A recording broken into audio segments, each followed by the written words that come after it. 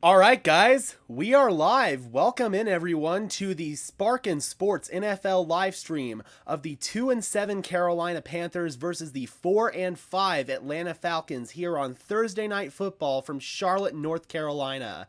I am your host, Gage Madrid, and welcome into this inaugural stream, everyone.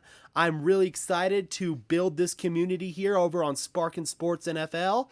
You may already be familiar with some of my other work on YouTube. My main channel, Denver Broncos Syndicate, part of a giant sports syndicate of channels. We got several channels: Detroit Lions, Kansas City Chiefs, Minnesota Vikings, Pittsburgh Steelers. You name it, guys. We've got your team covered over on the Sports Syndicate network of channels. And tonight, I'm excited to build this new community here on Sparkin Sports NFL. We just got a few minutes here before the game officially gets going. They are doing the national anthem right now. Now, both of these teams are coming off pretty hard losses last week. The Panthers were absolutely embarrassed by the Cincinnati Bengals in Cincinnati. PJ Walker had to get benched at halftime for Baker Mayfield, who had to go back in. And as far as the Falcons are concerned, they lost in pretty typical Falcon fashion to the Chargers in a battle of two teams who lose in probably the wackiest ways possible. It was kind of a battle of if the Falcons could out-Falcon themselves or the Chargers could out-Charger themselves, essentially.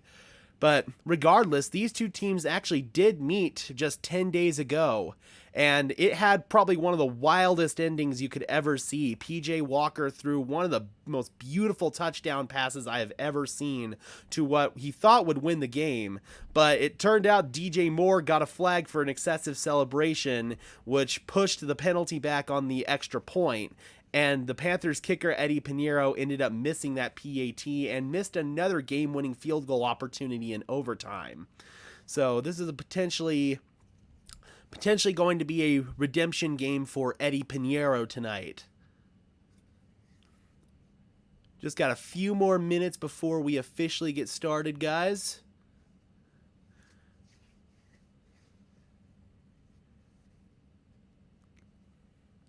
I would absolutely love to know where everyone is watching from tonight. I'm going to make sure my Twitter announcement got out.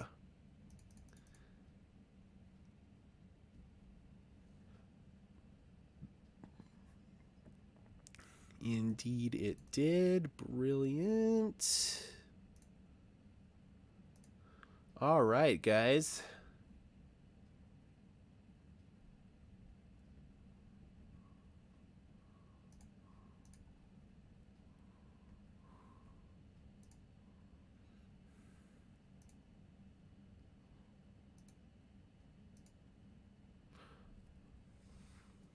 What's up, Mark? How you doing today, man? Mark from Steelers Nation Australia, and by the way, congratulations, you are first member of the mod club.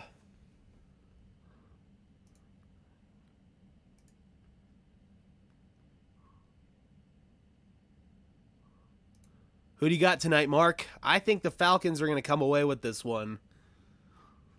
I think Arthur Smith has his group really well coached, and I think they're going to come away with the dub. Looks like we are just about to get started, guys.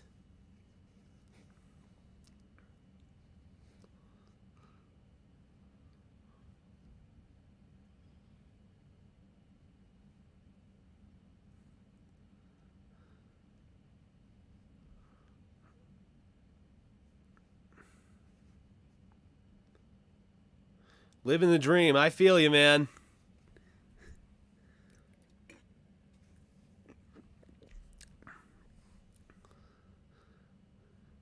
Alrighty. Doing the keep pounding chant there in Charlotte. You got the Panthers tonight. Interesting. That would be a really big upset, man. I'd definitely be all for it. I'm not sure who Vegas has in this game. I'd have to imagine it's Atlanta, right?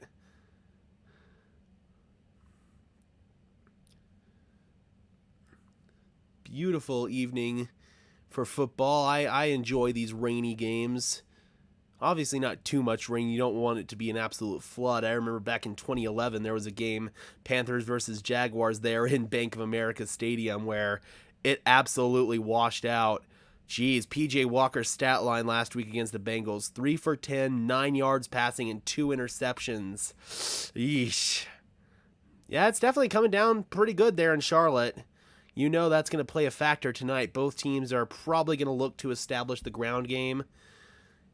Looks like we're getting ready to get going, guys. Looks like the Falcons are going to receive the kickoff. Cordero Patterson back deep for Atlanta.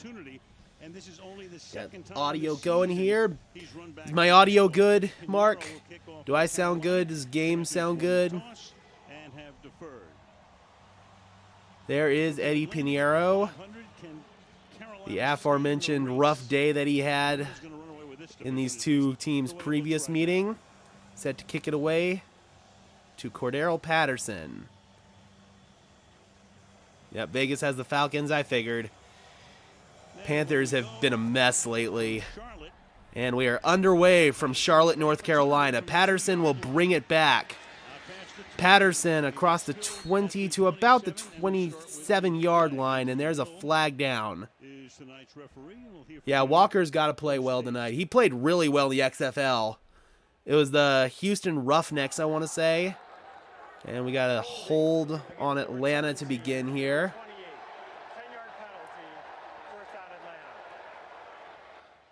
All right, that was on Mike Ford, the cornerback. Marcus Mariota in at quarterback for Atlanta. All right, spot on, perfect.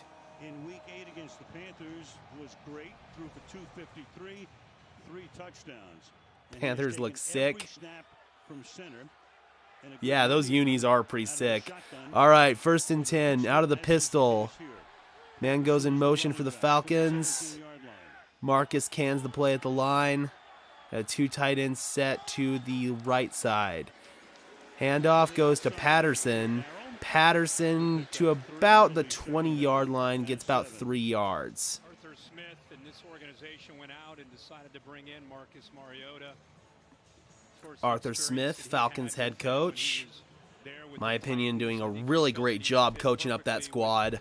What they wanted to do. Remember, we talked in the open about trying to control the line of I've got the Prime Vision all 22 footage of the game on. My opinion, the best way to watch football. Kyle Pitts goes in motion. Pistol here.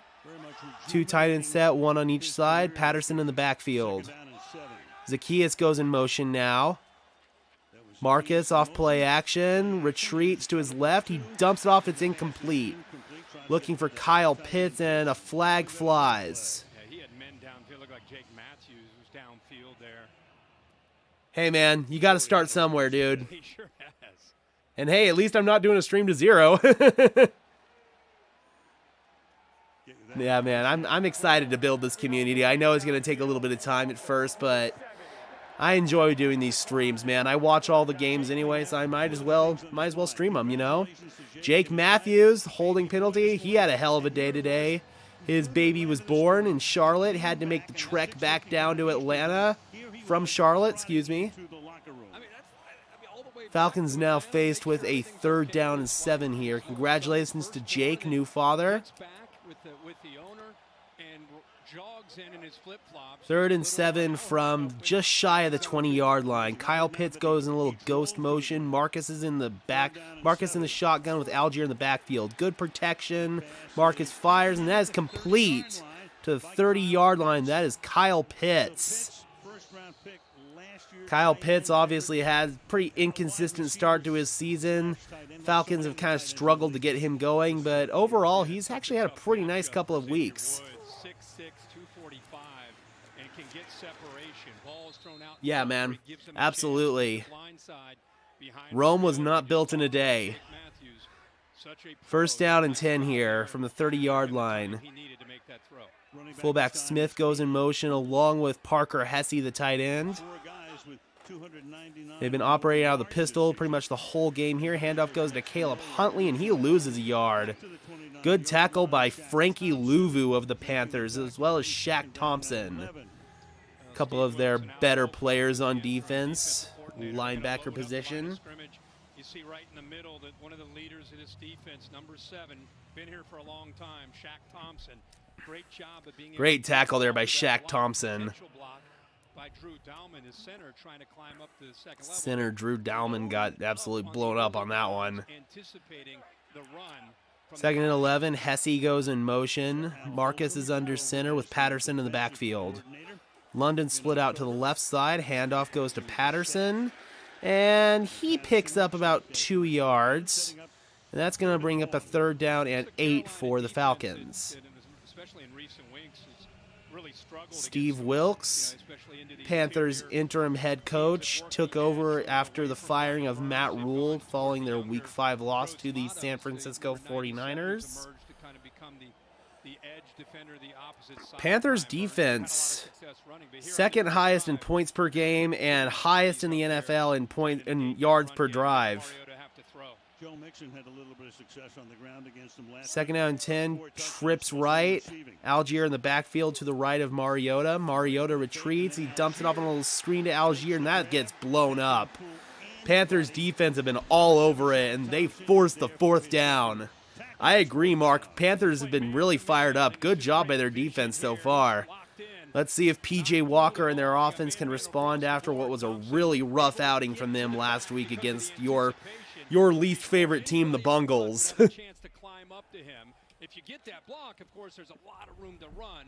Bradley Pinion is in to punt for Atlanta. Shi Smith is back deep. Smith lets it bounce, it checks up, and is down about the 32-yard line. And on the other side of the commercial break, we will see P.J. Walker and this Panthers offense. Shaq Thompson is so good, man. They lost their Hall of Fame linebacker a couple years ago in Luke Kuechly, and Shaq Thompson, in my opinion, has done a really nice job kind of filling that void that Kuechly left. Mark, what time is it over there in Australia?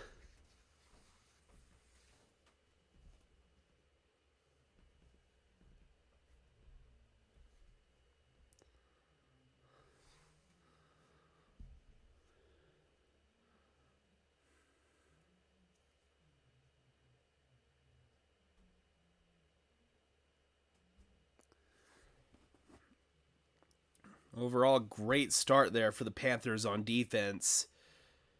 Falcons were able to hit up a couple of nice plays there with Kyle Pitts, but overall, they just really struggled to get things going in that opening drive. Wonder if that's going to be a sign of things to come for them.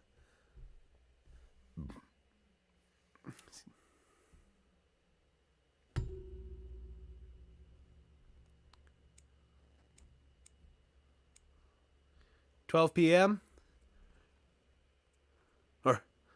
Nice. Yeah, it is 6:23 here in the mile-high city of Denver, Colorado.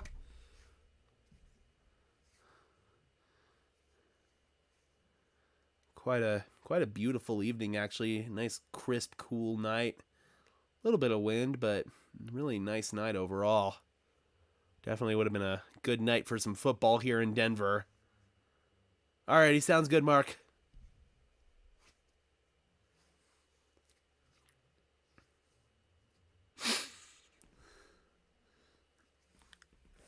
Oh, where's my drink? Oh, there it is.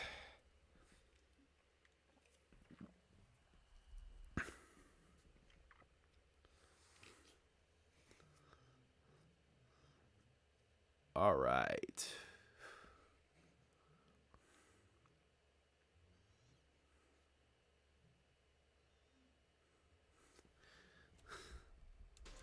Alrighty, we are back.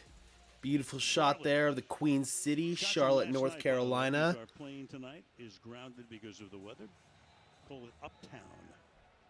Hard by the First down and 10. Panthers begin at their own 31-yard line. DJ Moore goes in motion. Deontay Foreman in the backfield. P.J. Walker hands off. That is Foreman. Slips forward to about the 35-yard line for a gain of 4. Take a look at PJ, Walker had a really rough game last week against the Bengals. But prior to that, 19 for 36 for 317 and a touchdown through the air in their prior matchup 10 days ago against the Falcons in Atlanta. Panthers 184.6 passing yards per game, which is 28th in the NFL. Second down, handoff goes to Foreman, and he is going to pick up about 5 down to the 40-yard line. That's going to bring up third and about 1. Rashaan Evans, the ex-Tennessee Titans, in on the stop there for Atlanta. You know, the NFL is week to week, but I was there watching the Bengals living in Cincinnati, and it was amazing to see. I mean, they were down 14-0 in a blink of an eye. Then he started to press. He started to try to make things happen. Third and 1. Shotgun here, trips right. Man in motion is Ian Thomas, the tight end. Foreman is in the backfield to the left of Walker. Handoff. Foreman, and he looks to just pick that up right at the 41-yard line, and that'll just move the chains for Carolina. Quarterback play that you have to avoid. You got to stay on schedule. Every offense wants to stay on Ben McAdoo, Panthers offensive coordinator, former head coach of the New York Giants. We got two receivers set on each side here. First down, they go quick, and they hand it off, and that is stuffed. Nowhere to go there. Making the tackle right there. Put it about a yard behind the line of scrimmage. This is going to be a second down and 11 on the 40-yard line. Grady Jarrett was in there on that play. One of the best players on that Falcons team, hands down. Second and 11. Walker is under center. 2 tight end set. 7-step drop. Walker fires, and that is caught at the 40-yard line. That is DJ Moore hitting him on that corner route. Great throw from Walker, hooking up there with Moore, and that'll move the chains for the Panthers. So you get a one-on-one matchup with your top receiver, and you can see he flips Darren Hall around, gets the separation. Great job there by DJ Moore hauling that one in. Last week in Cincinnati, great way to start going to his main target. Who gets that separation. 3 wide receivers for the Panthers. That's Laviska Shenault in motion. Handoff. This is Blackshear, and Blackshear, a great run there. He picks up 12 yards all the way to the 28-yard line. Nice run there by Blackshear. We know about Foreman and Hubbard, but you get the third string running back there in Carolina. Of course, Panthers trading away Christian McCaffrey at the start of near the trade deadline to the San Francisco 49ers. Giving him a little bit of room, but even at contact, keeps those legs First and 10. Picks up the first down. Shenault goes in motion. A little hard count here from PJ. They send him on that little orbit again, and they hand it off to Blackshear. And it looks like he gets back to the line of scrimmage, no gain. Last week after the game was well out of hand. Timothy Horn making the stop there. It'll be second down and 10. Second down and 10. Double team. This offense loves those duos, zone plays where they like to use the double team. Watch how he handles this double team and just is able to split through it. Not only is he holding up those blocks from getting up to the linebacker, but once they start to climb, he's able to shed and make that play right at the line of scrimmage. Second and 10. Play action. Walker looking, firing, end zone. Nearly intercepted, trying to hit DJ Moore. Darren Hall was in coverage there for Atlanta. That was great coverage. Sullivan breaks free at this second level. Watch how this breaks free. Trying to hit the tight end Steven Sullivan on that one. Here's the read right here. He locks in on Hall, trying to see that if he could get the ball thrown downfield, and you see he had a wide open Sullivan on that play. Come off of that. That's an easy first down and potentially a touchdown. That was rough miss there by PJ. He knows it too. Trying to get the ball forced into DJ Moore. That's what cost him last week in Cincinnati. Now we got a third down and 10. Hubbard in the backfield. Walker fires, and that is incomplete. A little miscommunication there with Tommy Trimble, the tight end, and that's going to bring up a fourth down and a field goal attempt here for Eddie Pinheiro. In comes the field goal group. Not even looking that time. No, hit him off the Yeah, left not on the same page there with Trimble. Looked like Walker expected him to stop, and Trimble kept running on his route. Obviously, Trimble's got to be anticipating that throw, especially with a linebacker blitz. 46-yard Got a 46-yard try here for Eddie Pinheiro. J.J. Jansen will snap it. Johnny Hecker will hold it. And Pinheiro he doinks it through. Ooh, that was hook in there, and he just gets that to doink through. 3-0 Carolina. Eddie Pinheiro, of course, had that missed PAT in these two teams' previous matchup. Also had a missed game-winning field goal try in overtime. Definitely not a great game there for Eddie Pinheiro, but he's able to hook that one through.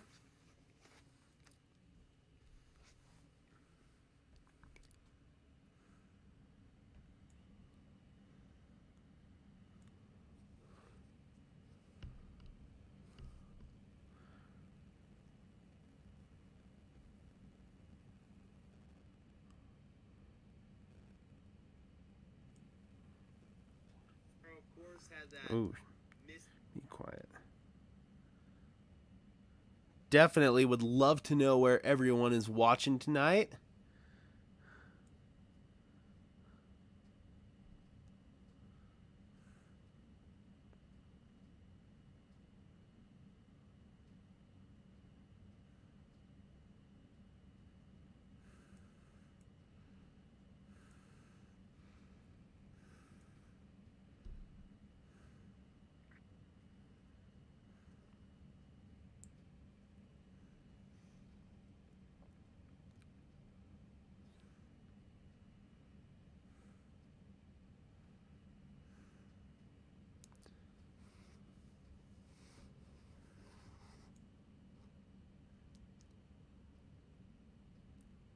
So overall, a pretty good start for the Carolina Panthers. Their defense was able to force that stop, and Panthers were able to march right downfield, kick that field goal. See if their defense can continue to build on that momentum here in their second possession.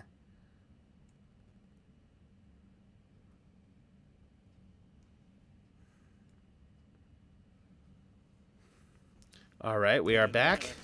Falcons 1st and 10 at the Carolina 18. Chances of winning 99%, but then after the Moore TD and the penalty where he took his helmet off, it dropped to that. And then 45.6 after Pinheiro missed the extra point. Mariota threw an interception in overtime. Now it was down 11.2. Pinheiro missed the field goal, 53.8.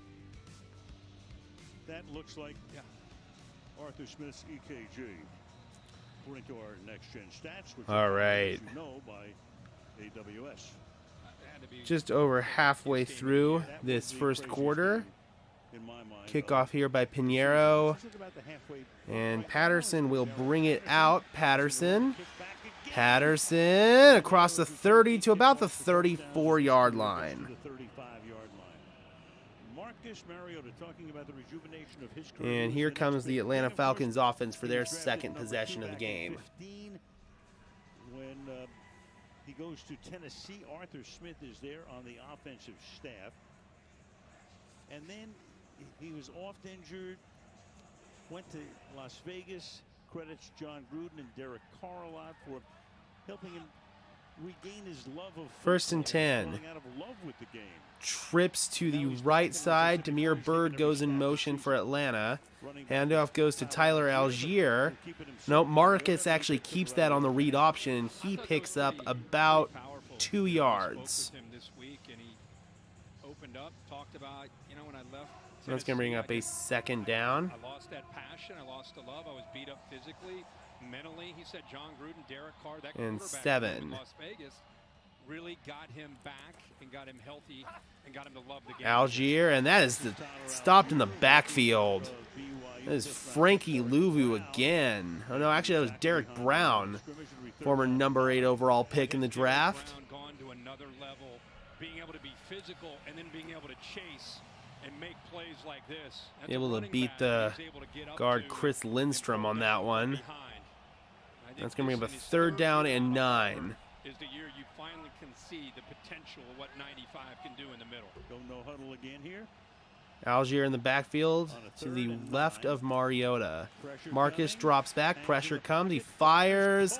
And that is called in. That is Demir Bird, the former Panther. And that'll move the chains there for Atlanta. They pick up a 1st down on a gain of 18. Thank you, Al. But what I want you to watch here on 3rd down and long is the protection. You get a blitz. It's not common to Good see blitz that. pickup there by the Falcons offensive line. And use his athletic ability. He sits in the pocket, trusts his line, and they give him the time to make the throw. Play action. Mariota rolls out, fires, and that is caught along the sideline, and they're going to say he was out of bounds. That was Bird. And so do the officials. 2nd and 10. I think you're going to see more and more of those 1st and 10 throws because of the way Carolina, they're just putting everybody up there. It's an offense from Atlanta. When you look at 1st and 10 play calling, 69% of the time they run the football. That's 2nd in the NFL. So that's the tendency, and they know they're going to have to break that tonight. Stream is still Only Chicago good runs here. more, and of course they've got a running quarterback who accounts for a lot of that percentage.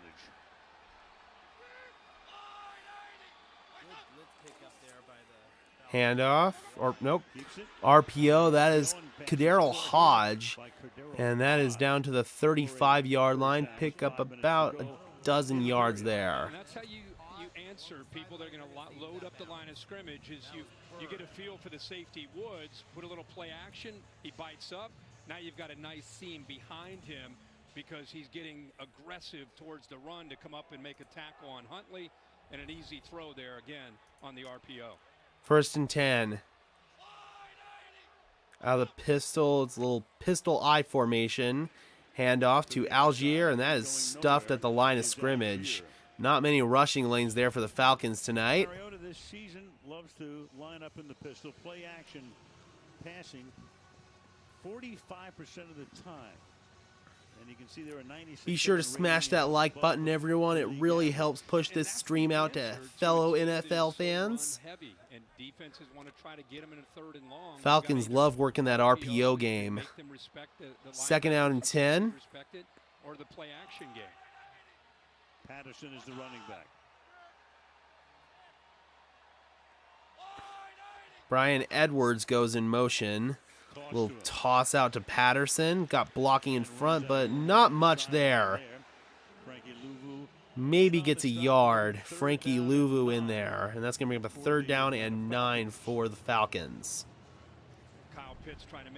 Arthur Smith getting that 3rd down play call in. Panthers have been dominating the Falcons up front so far. 3rd down and 9. 2 receivers stacked to the right side. Patterson shifted to the right of Mariota. Mariota lifts his leg, takes the snap, in trouble, rolling, flag is down, fires, that is complete. Pitts, but the flag is down. Kobe Gossett, the 3rd left guard they've had to use that time, gets caught off guard. And that is a hold on Atlanta.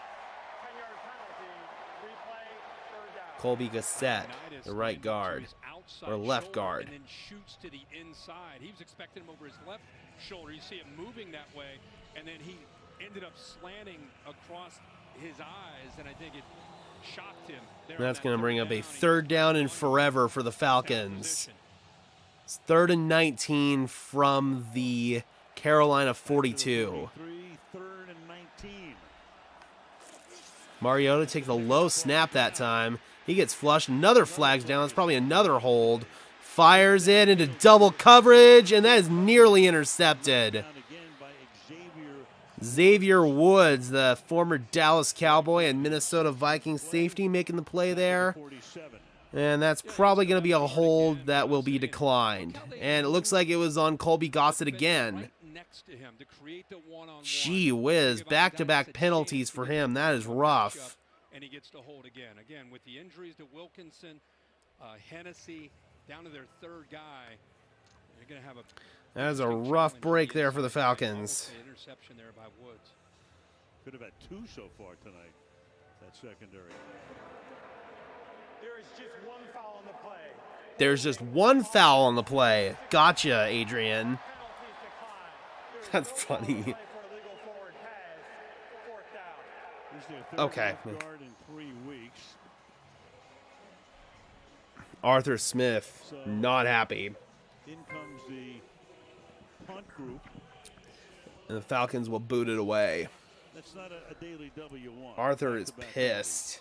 No, that's going to be something that Carolina will try to expose all game long. Here's Bradley Pinion trying to pin the Panthers back deep. Shi Smith back deep for Carolina. Signals fair catch and hauls it in at the 8-yard line. Good punt there by Bradley Pinion, and that is where Carolina will start on the other side of this commercial break. 2 minutes, 39 seconds left to play in the first quarter. 3-0 Carolina.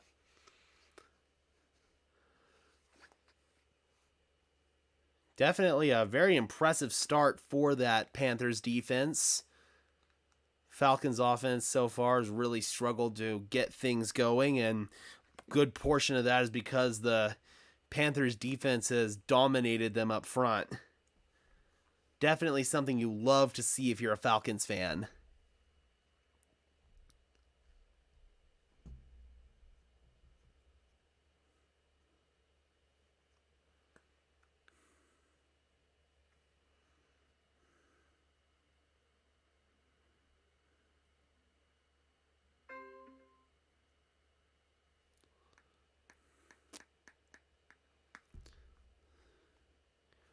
I want to thank everyone who's tuning in tonight.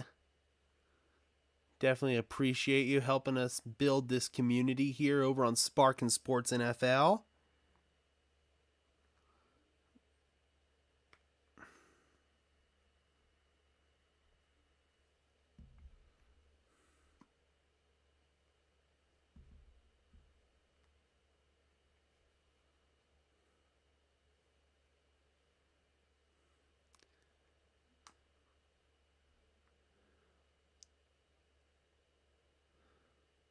Panthers offense was able to drive downfield on the previous possession, able to get a field goal out of it. Not a bad start for PJ Walker. They were able to get that ground game going a little bit, and it was a backfield by committee there. They had Deontay Foreman, they had Chuba Hubbard, and they had the rookie Blackshear in there as well, someone who hasn't really seen a whole lot of looks thus far this season, but actually provided some nice juice on that drive. I have to imagine the Panthers are going to want to lean into that ground game again.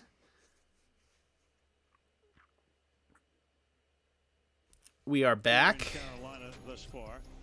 Matt Rule fired. He had 4.5 years left on his contract. Matt Rule obviously dumped as the Panthers head coach. Steve Wilkes in as the interim.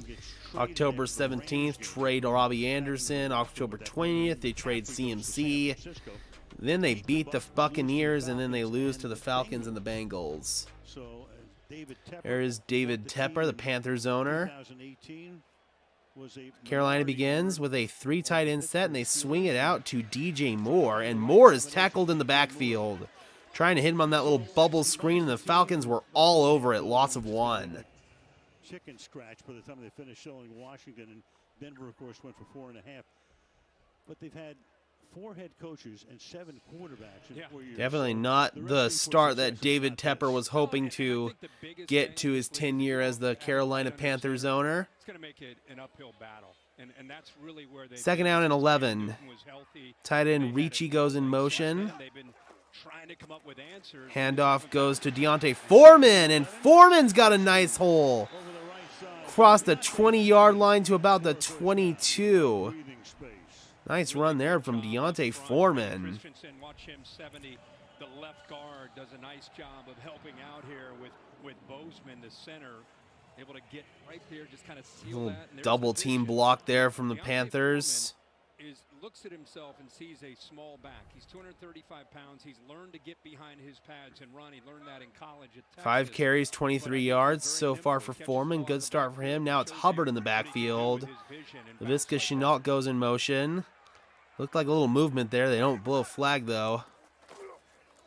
Quick throw out to Shenault, the former CU buff. And Shenault will get to about the 30-yard line. Rashard Fenton, the ex-Kansas City Chief, who recently traded over there to Atlanta, gain of 6 on the play. Fenton with a nice tackle there. You got Terrace Marshall at LSU. He's a guy that I think is getting better and better, especially in the recent weeks since Robbie Anderson's been moved out. And Shenault, you just saw. I mean, he's a second and 2. Physical receiver, could be a running back. He's so skilled. 6'1", 220. Shenault goes in motion. He's able to catch it. Single tight end to the left side. Foreman in the backfield. They swing it out to Shenault. Shenault, can he make a man miss? And he just gets there. Let's see if they give it to him. Very close to the line to gain there. And they're going to mark him just a little bit short down at the 31-yard line. That's going to bring up a 3rd down and inches. Carolina does not have to snap it before the end of the quarter, and it does not look like they will. All right, so we will see what the Panthers want to do on this 3rd down and inches on the other side of the commercial. 3-0 Carolina through 1 quarter.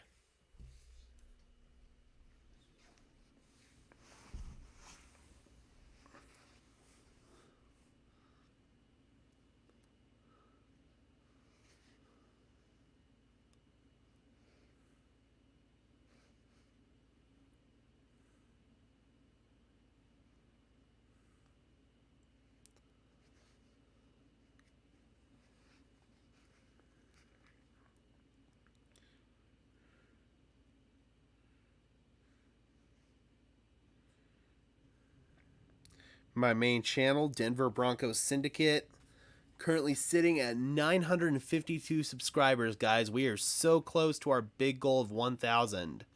Hoping to get to 1,000 by Thanksgiving at the absolute latest. If you or someone you know is a Denver Broncos fan or just an NFL fan in general and want to give us some support, it would be absolutely awesome if you could check us out over at Denver Broncos Syndicate. Or if you have a different team, we have several other sports syndicate channels. We got Pittsburgh Steelers, hosted by Mark from Steelers Nation Australia, as well as Britsburg Owen. We got Minnesota Vikings Syndicate, hosted by Trey Wicks. We have got Detroit Lions Syndicate, hosted by Gridiron Blitz, Derek. Then we, of course, have Kansas City Chiefs Syndicate, the newest addition to the Syndicate family, hosted by Ty. Hoping to build the Syndicate family and get as many channels involved as we can. If you make sports content and want to cover your team on a fan level over at the Sports Syndicate, it would be awesome if you would hit us up. Love to chat with you.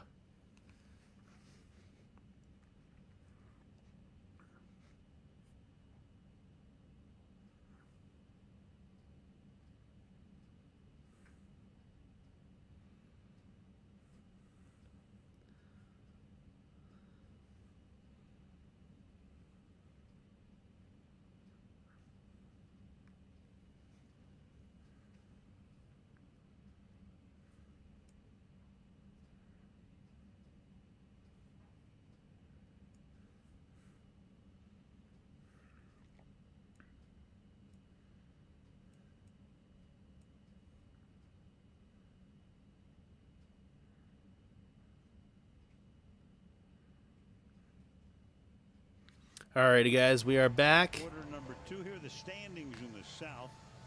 Let's see what the Panthers want to do here on this 3rd and short play. Bucks and Falcons 4-5. Saints lose the other night to the Ravens. Panthers come in Start of the 2nd quarter. This 3rd down and inches. Man in motion is DJ Moore. Walker under center, and he sneaks it and picks it up. No-brainer call there, and They're able to move the chains with P.J. Walker. Much better start for this Panthers offense than what they had to deal with last week in Cincinnati. Here's Dean Pease, Falcons defensive coordinator, a long-time coach in the NFL. He has been around the block. 3 receivers set to the left side. Handoff goes to Foreman to the right side. Foreman to about the 38-yard line. 2nd and 6. Tried to retire a couple times. Vrabel brought him in to Tennessee, where he helped out that defense when Braves was just getting going in Nashville. And then when Arthur Smith left Tennessee and went to Atlanta, he's ready to step away again, and did. And then they brought him back. And talking to him this week, he just said, you know what? I'm enjoying building something, trying to change a culture. We haven't had a top 25. Panthers come out in a 2 tight end set. They got a 2 receiver set to the left side. Walker under center with Foreman in the backfield. Foreman gets the call, and Foreman! Nice hole there to about the midfield stripe. Nice run there by Deontay Foreman. Foreman, the new RB1 there in Carolina following the Christian McCaffrey trade. Many people thought it was going to be Chuba Hubbard, but Foreman has really done a nice job in place of McCaffrey, and he's taken over that role. And also in Carter, they just kind of got eaten up by those linemen. 2 tight end set, 1 receiver on each side. Handoff, Foreman again. For about 2 yards to the 50. Gonna mark that previous run down at the 48. 2nd and 2 from the midfield stripe, or 2nd and 8 from the midfield stripe. This year feels like they're heading in a better direction. But he said it's really about trying to build a culture, toughness, physicality, playing hard, running to the football. 3 tight end set to the right side. DJ Moore isolated at the top. Handoff goes to Hubbard, and he fights forward for about 3 yards. And that's going to bring up a 3rd down and 5 from the 47. Or from the, yeah. Instead of Ray Lewis and Ed Reed, Pease likes to point to players who've contributed to his team's successes, like Eric Weddle. Evans explained, Pease wants everyone to know that they're important, and the way you play and the things you do have an impact. Yeah, Eric Weddle's a good illustration of that type of player. Of course, Eric came out of retirement last year. Yeah. And, all that happened is he got a Super Bowl ring. 3rd and 4. From the 43, DJ Moore picks up the 1st down. Across the 40-yard line to the 37. Gain of about 5 yards there. Good recognition by P.J. Walker. Uses the motion, recognizes the man-to-man, and now you get him out on the edge where it's an easy throw with the corner Fenton off. He recognized that. They had everybody up near the line of scrimmage. He knew that he had his guy. He moves him back. Fenton couldn't stay with him. P.J. Walker, 4 of 6 for 36 yards to start the game. Blackshear in the backfield, 4 receivers set to the right side. Handoff, Blackshear. He gets about 4. So we're talking about the quarterbacks here. Of course, they traded for Baker Mayfield. 2nd down and 6. There's Baker Mayfield. So Mayfield comes here. He's the starter. They also Now the backup quarterback in Carolina. They also drafted a rookie as well. And P.J. Walker was There's going Sam to be Darnold. the 4th quarterback at The quarterback pit of hell there in Charlotte. Right there. 2nd down and 5. DJ Moore, a little motion. Handoff to Foreman. On 2nd and 5, he grinds forward and picks up 6 yards to the 26, and that'll bring up a 1st down for the Panthers. Another good drive here for this Panthers offense. Overall, really impressive start for this Panthers team. Their defense and their offense have come to play. Boy, he's had a heck of a story himself of what he's been through. You know, had to persevere. Looked like, you know, he might be out of the league, but he kept 9 carries, 45 yards. Nice start there for Deontay Foreman. 1st down and 10 from the 26. Foreman gets the call, and he is stuffed. Loss of 3 yards there. That is Lorenzo Carter. So many Carters in the NFL. That is Lorenzo Carter. Loss of 3 there for Foreman. I think it's really one of the first times we've seen tonight. We got a player down for the Falcons. We've seen And we got a Falcon down on the play. We got 10 minutes, 6 seconds left on second quarter, and that is Graham down for Atlanta. Take a look at him. Graham had that big fumble recovery last week, but then gave it back. Me examining the ankle Achilles area. Never want to see that. And we go to break. Arthur Smith comes out on the field. Not a good look there. How is everyone doing tonight? Beautiful evening for some football. Overall, man, really impressed with what I've seen from the Panthers. Offensively, they've been able to go on a couple of sustained drives. They have found their run game with Deontay Foreman, which is really good to see for them after the Christian McCaffrey trade. And then, overall, they've just really dominated the attack up front and made things really difficult on the Falcons' offensive line.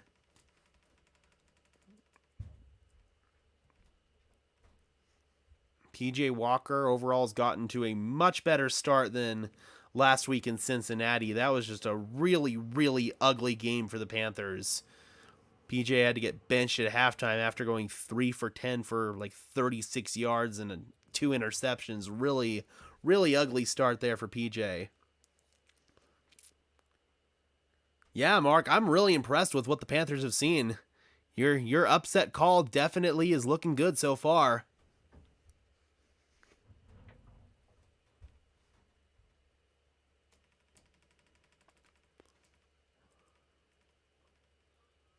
Atlanta's really going to have to get some things going on their next possession if they want to stay in this game.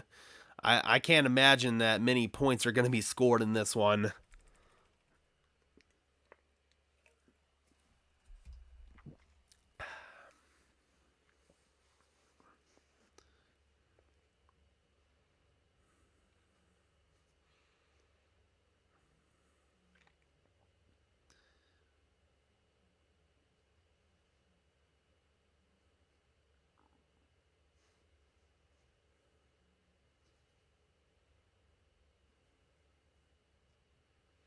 We are back. Beautiful shot there of Charlotte. New episode of The Peripheral from the creators of Westworld. The Peripheral, new episode. City lit up there in only on Prime Video. Carolina Panther blue. Town Charlotte, North Carolina, from last night. Pretty city. Clear and mild. Graham walked off the field under his own power. Rainy night tonight here in Charlotte. Man in motion, Shi Smith. DJ Moore isolated and looks like a false start maybe. It looked like everybody moved on the offensive line except the center didn't snap the ball. I don't know if Oh, is this going to be a false start everybody but the center?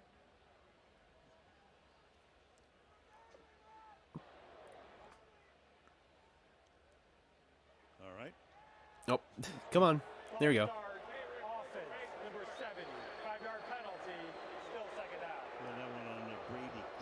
Brady Christensen, left guard for the Panthers. We've seen PJ Walker and the Panthers offense. That was a real first mistake there for the Panthers on offense. They've gone a really good sustained drive here. 13 plays, 58 yards, 7 minutes, 58 seconds off the clock.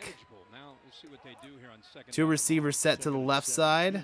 Hubbard in the backfield. Walker is under center. Handoff goes to Chuba Hubbard. And Hubbard is across the 30-yard line to about the 28-yard line. And that is going to bring up a third down here. Been a running back by committee so far here for the Panthers. Foreman, Hubbard, and Blackshear all getting involved. And thus far, Foreman's had the hot hand, but Hubbard and Blackshear have also ripped off a couple of nice runs. 3rd down and 12.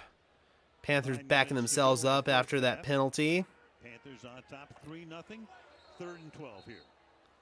And looks like Carolina took a timeout. Play clock was running inside 10 seconds. Back in 30 seconds.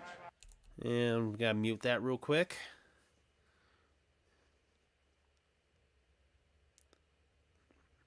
Panthers faced with a 3rd down and long here, hoping to sustain this drive. Been a really nice long drive for them. It would be somewhat disappointing to only come away with 3. They have nothing to lose. They really don't. They need to just be as aggressive as they can in this game. If they can steal a win for the Falcons, that'll be absolutely huge for the Panthers. I mean, their season probably isn't going to go anywhere, but just a nice confidence boost for them, if nothing else. All right, we're back. Plays on a drive. This number 15 coming here. Got the 15th play of this drive upcoming. Great drive so far for Carolina, but got a long way to go here. 3rd and 12 from the 28-yard line. Walker, pump fake, steps up, and he is going to be swallowed up back at the 35. Ball came out, and it looks like Carolina came on it. Carolina fell on it. Let's see who that was on the sack. Really just nothing open downfield at all. Nobody little really pump and go there, and D. Alford coming in on that little nickel blitz there for Atlanta. And he had others in there as well. Absolutely nowhere to go there for the Panthers. And a big stop for the Falcons defense, and you know they needed that. So now Pinheiro will come out, and he has been shaky to say the least. 52-yard field goal, and looks like a delay a game here. So now they'll punt. Yeah, considering both the conditions and the fact that you can't really trust Eddie Pinheiro, it's probably not a bad decision there to punt it here instead of going for a 52-yard field goal, especially in the rainy, windy conditions tonight there in Charlotte. But if he throws that away, or they just throw an incompletion instead of taking a sack, you're looking at a 45-yard field goal. And now so here is Johnny Hekker, one of the best in the business, looking to pin the Falcons deep here. Avery Williams is back deep. And a little knuckleball here, a little bounce, and it is down. Down at the 2-yard line. Corey Littleton, former Ram. Great job there down in that one, and that's going to back up Atlanta deep. 7 minutes, 43 seconds left in the second quarter. Good job there by the Falcons defense to hold, and let's see if their offense can respond.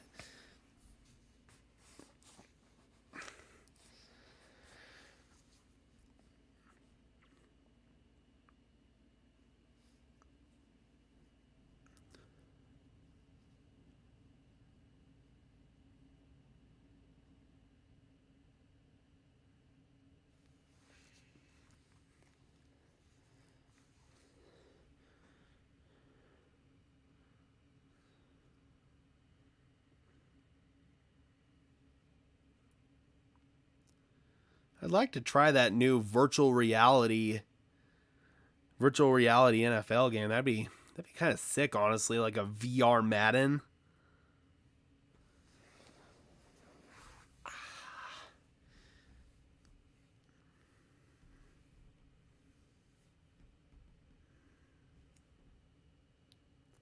Yeah, that would be huge for Carolina if they could get a safety here. A baseball score 5-0.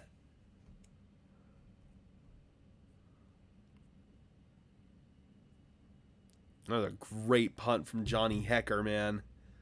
That's why having a punter like that can be an absolute weapon for you.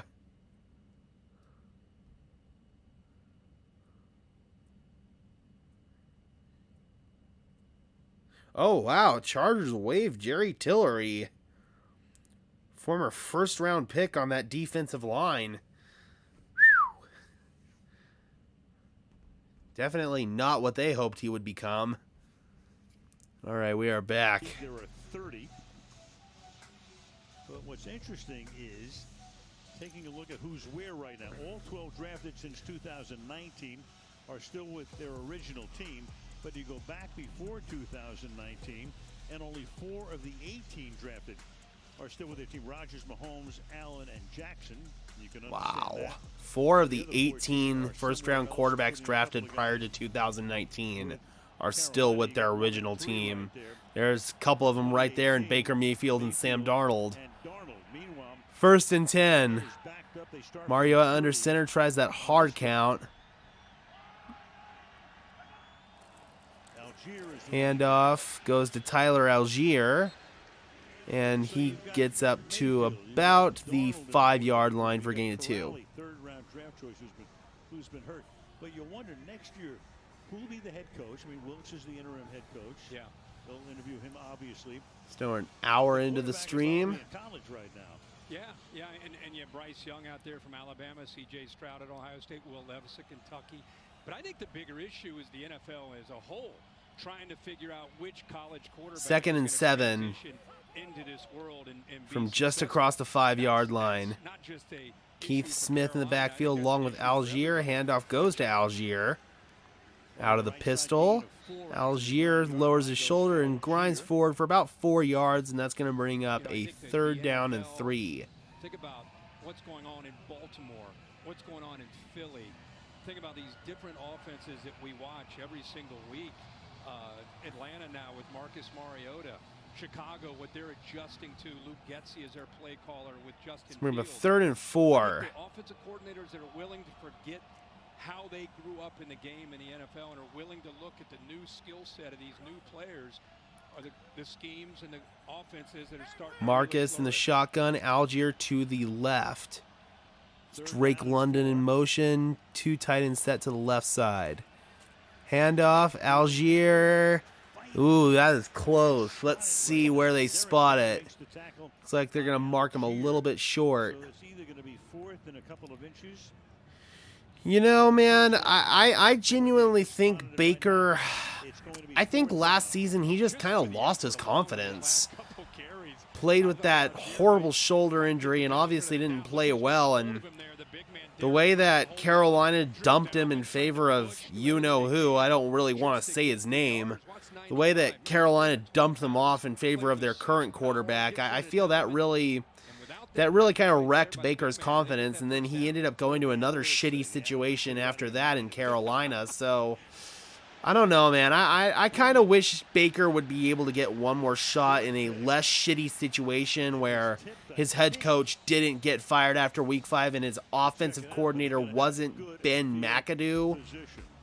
I mean, granted, Baker didn't play well, but overall, man, dude has just been thrown into really bad situations time in and time out. Gotta mute that. So yeah, man, just not great situations for Baker, in my opinion. I think that he still can make it if he's put in the right situation. I don't know at this point if that's gonna happen.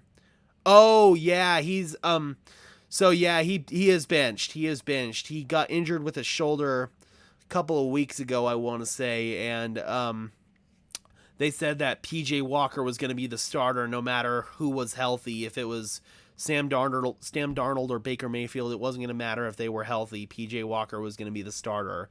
He played really well against the Tampa Bay Buccaneers and, quite frankly, earned the starting job.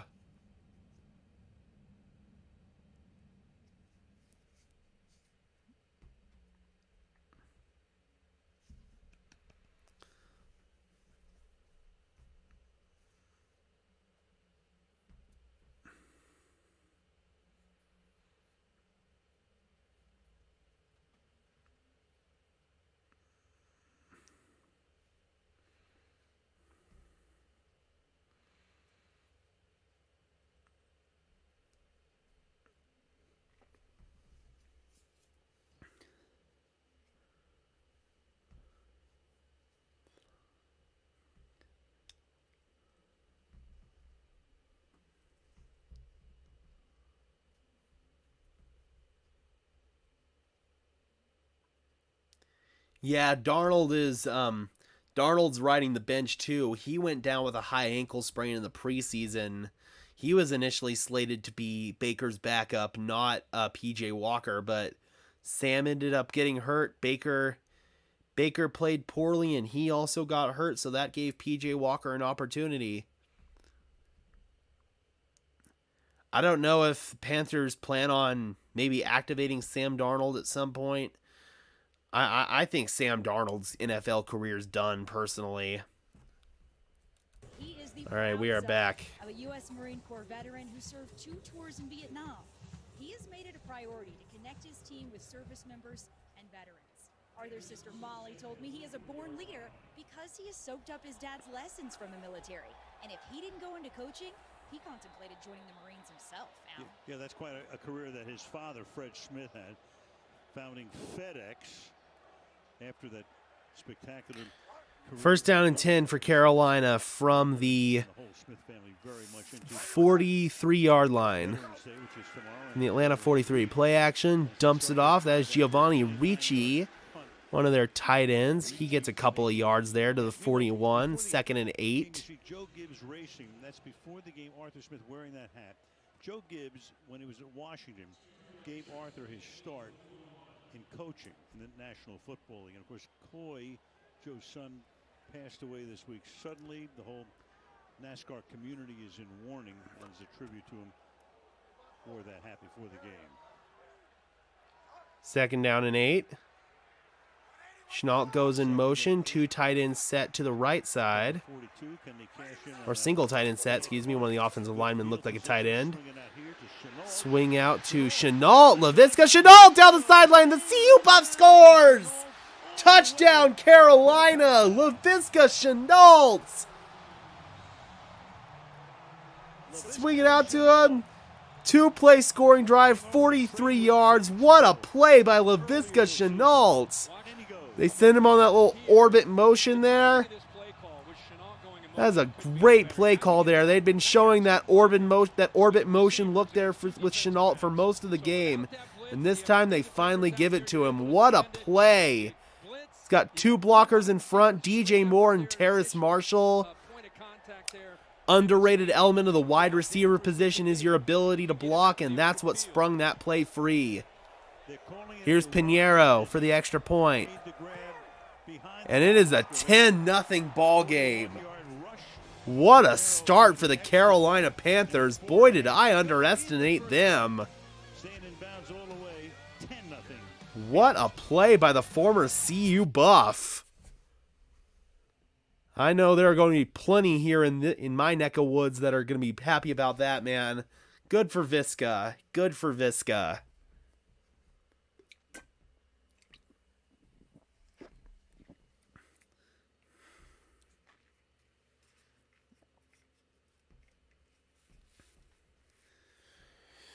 Oh, man. I'm not used to sitting for so long.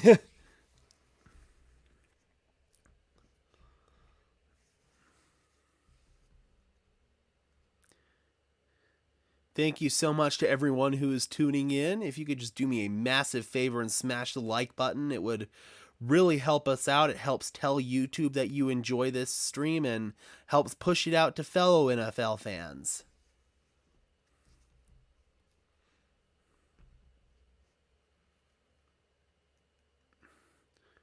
So Carolina with a hell of a start, 10-0. Offensively, they've gone on a couple of sustained drives. Obviously, there they were able to strike quickly. Great job, man. I'm really impressed with what I've seen for Carolina, and it's a great redemption for them after really coming out flat last week against the Bengals.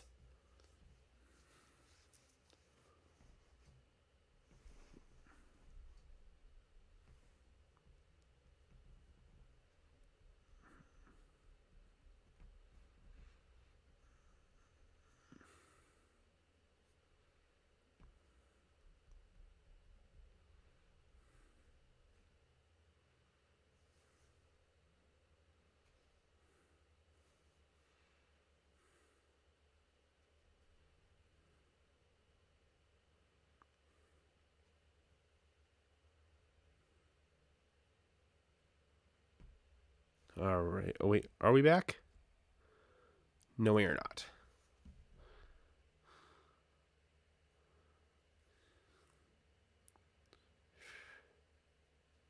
Next week, Thursday Night Football. Titans at Packers. Obviously not the way the Packers thought that their season would go. Currently sitting at 3-6. Tennessee currently sitting at 5-3, taking on my Denver Broncos this week. I will also be live streaming that game both on this channel and on my Denver Broncos channel, Denver Broncos Syndicate. And we are back. Right here, and you get the 2-on-2, good blocking by Marshall and Moore. But watch in the middle of the field, the free safety. Man, that was great play design there. Give Ben McAdoo his flowers on that one. Right there, it really looked like Evans was closing ground, but those two right there. I can't believe I just gave Ben McAdoo a compliment. And Arthur Smith not happy. Yup. First down and 10 from the 25. Olamide Zaccheaus goes in motion. Mariota pulls it down. Flushed out. Mariota fires, and that is in traffic and incomplete. Looking for Kyle Pitts, 2nd and 10. 4 minutes 25 left here in this second quarter. And overall, it has been all Carolina so far. Big, has great length and speed, loses footing, but he did enough there. But this is just that was a dangerous throw across the middle from Mariota, man. That's a throw that you can only really make if your name is Josh Allen or Patrick Mahomes. That was a dangerous decision there from Mariota, but he was lucky it hit the ground. 2nd down and 10. Play action. Mariota's in trouble. Spinning out. Mariota. A flag's down. That's probably a hold. Mariota fires downfield. And that is intercepted at the 37. J.C. Horn. Former 8th overall pick. And a pick there for number 8.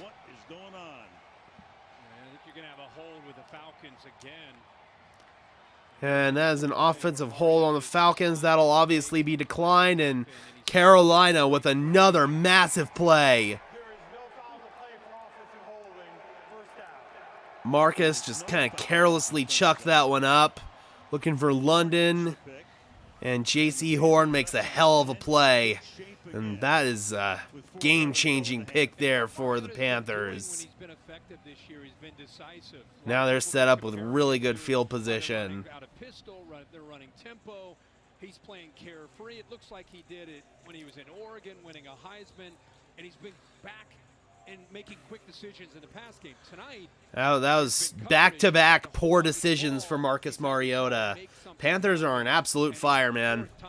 They are doing fantastic. We've seen that backfire on him with the big interception here by Horn. Now Panthers are set up at the Atlanta 45. 3 tight ends set to the left side. Handoff goes to Foreman. He gets about 4 yards down to the 41. 11th carry there for Foreman, 48 yards. Pretty good start for him. He'd love to have it 25 to 30 times. Last time they played a couple weeks ago, he carried it 26 times, had 118 yards and 3 touchdowns. So he likes going up against his 2nd down and 5. Walker is under center. Foreman in the backfield. Panthers have outgained the Falcons. 2 tight ends set to the left side. Handoff. Foreman. And he's going to be close to the line to gain there. Looks like he might be a little bit short. When the Falcons released Deontay Foreman during the preseason last year, like Kirk said, he thought his career was over. He actually turned his focus to his trucking company, Foreman Transports. That's sick. I didn't know Deontay Foreman had a trucking company.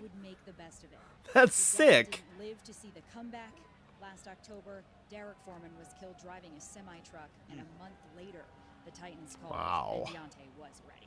Great to see him. Chenault goes in motion. Started his career with Houston, got hurt. Little orbit motion again. Handoff. Hubbard, he picks up the first down to the 32-yard line, gain of 5. First down at the 32-yard line, under 3 to play in the half. Carolina's giving Atlanta some of their own. Probably going to be our last play here before the 2-minute warning. This offensive line. Another good drive here for the Panthers, obviously coming from that ugly interception by Marcus Mariota.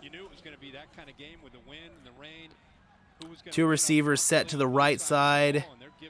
Two tight ends set to the left. Foreman in the backfield. Handoff. Foreman. And he surges forward for about 4.5 yards to the 28. Was the Panthers nothing and the Bengals 35. Yeah. Tonight, And that is going to likely bring up the 2-minute warning. 2-minute warning right here. 10-0 Carolina. They have been absolutely dominant in this one. Hats off to them, man. Let's see if they can finish. Interim head coach Steve Wilks, you know he's happy, and so far pretty frustrating night for Falcons head coach Arthur Smith. Dude, I wish my team had a run game like this. Like, come on. I mean, it's all a two-part equation, obviously, between your back and your offensive line, but dude, when your team doesn't have a run game, you are absolutely one-dimensional, and it really sucks. Past few weeks, ever since we lost Javonte Williams in Denver, Broncos have really struggled to find their identity in the run game, and Steelers, obviously, with Najee Harris, he's really struggled. I have no idea what's going on with Najee. I know he's been dealing with some injuries, but still, man, the dude's just looked like a much different player than he did in his rookie season, and unfortunately, I don't mean that in a good way.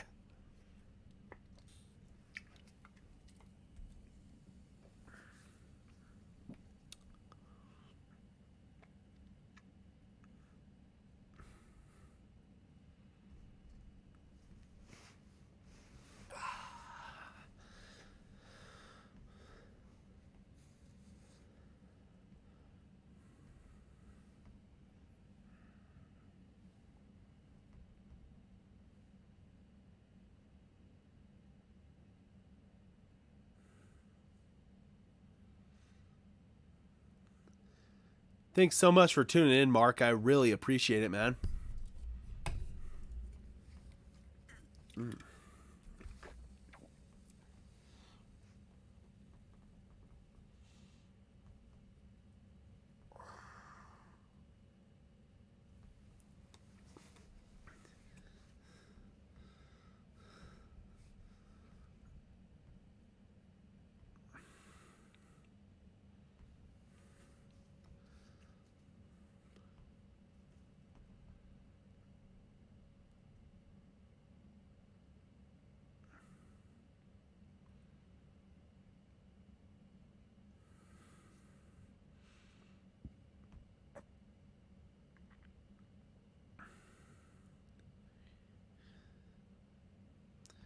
Alrighty, we are back.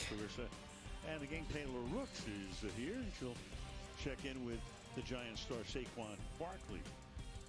Coming up on the Mercedes-Benz halftime.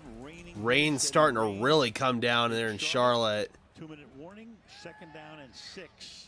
Yeah, man, I've just recently started doing Uber Eats again. My main app is normally DoorDash. Third down and 6. Yeah, man, much better decision to stay and watch football. It's the beauty of that kind of job is you can work whenever you want to, and if you decide to stay home and watch football, you can do that. All right, we got a timeout taken here. I actually think I missed the last play. The clock here because they will not get the ball to start the second half.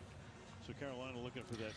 Atlanta wants to get that ball back here before the end of the half, because just as Al said, Carolina gets the ball back to start the second half here, so don't want them to score 2 times in a row. If they do that, it's probably sayonara for the Falcons.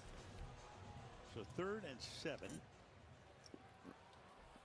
Carolina with 161 total yards. 3rd down and 7 here 51. from the 30-yard line. Hubbard to the right of Walker in the shotgun. He hands it off, and Hubbard goes no butter. Hubbard goes absolutely nowhere. And that'll bring up a 4th down. And looks like Carolina is going to send out the field goal unit. 41 yards per game. That's the highest since 1987. 121 apiece for each team per game. Highest run percentage for Chicago with Justin Fields, 60%. Atlanta, 58% is next. And those are the records with the teams that run the most. I think it's a combination of having more athletic quarterbacks, not just design run, but quarterbacks that take 129 rushing yards as compared to 15. Carolina has been absolutely dominant on the ground, and that pretty much goes to show in the score. Cover 2 is the answer. Avoid the explosives, give up the running game. Here is Pinheiro. Teams have to be able to run the football. Made his first field goal from 46, this one from 49. For the first points of the game. Pinheiro is good. The right upright and through. 13-0 Carolina. 30 seconds. Great start for them, man. Falcons have a little bit of time to work with, see if they can get some points on the board here. Bare minimum, they're going to want a field goal, because going in, if Panthers score here and they make it 20-0 or even 16-0, that's going to be a really, really hard one for the Falcons to overcome.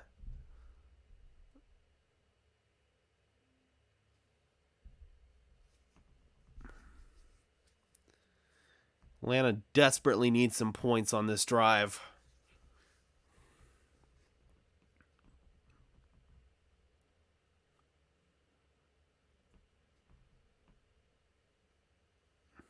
Yeah, it's been a really good game, man.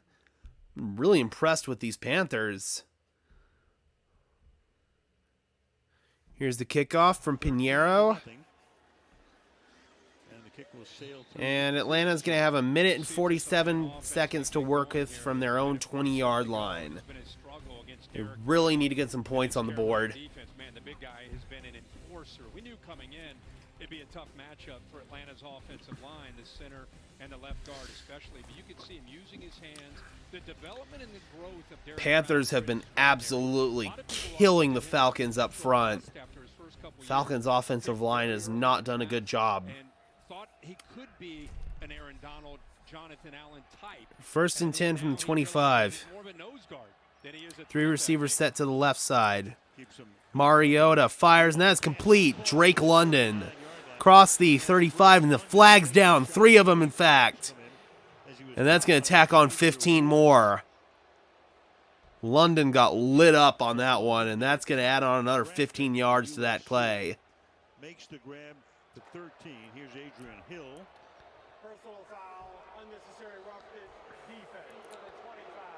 That 15-yard penalty will be added. Yeah, it was a... I don't know, man. I don't know about that one. He's still defenseless. He hasn't had time to clearly become a runner. I mean, it was a... Clearly a foul hit on defense. Okay, all right. Okay. I don't know about that one, man. I really don't know if I like that call. 1st and 10. Pitts goes in motion. Handoff goes to Avery Williams, normally a return man. He gets 6 yards to the 40-yard line. About 6 on the play, 2nd down and 4. So they've got 3 backs that they can use. Here's the 4th one in Williams. Good Falcons don't have to be in a super big hurry here. Got 1 minute and 20 left. 2nd down and 4.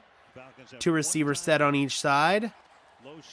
Pitts to the right. Fires complete. That is Zacchaeus along the left side, and he cannot get out of bounds. Good job by the Panthers there, not allowing him to get out of bounds.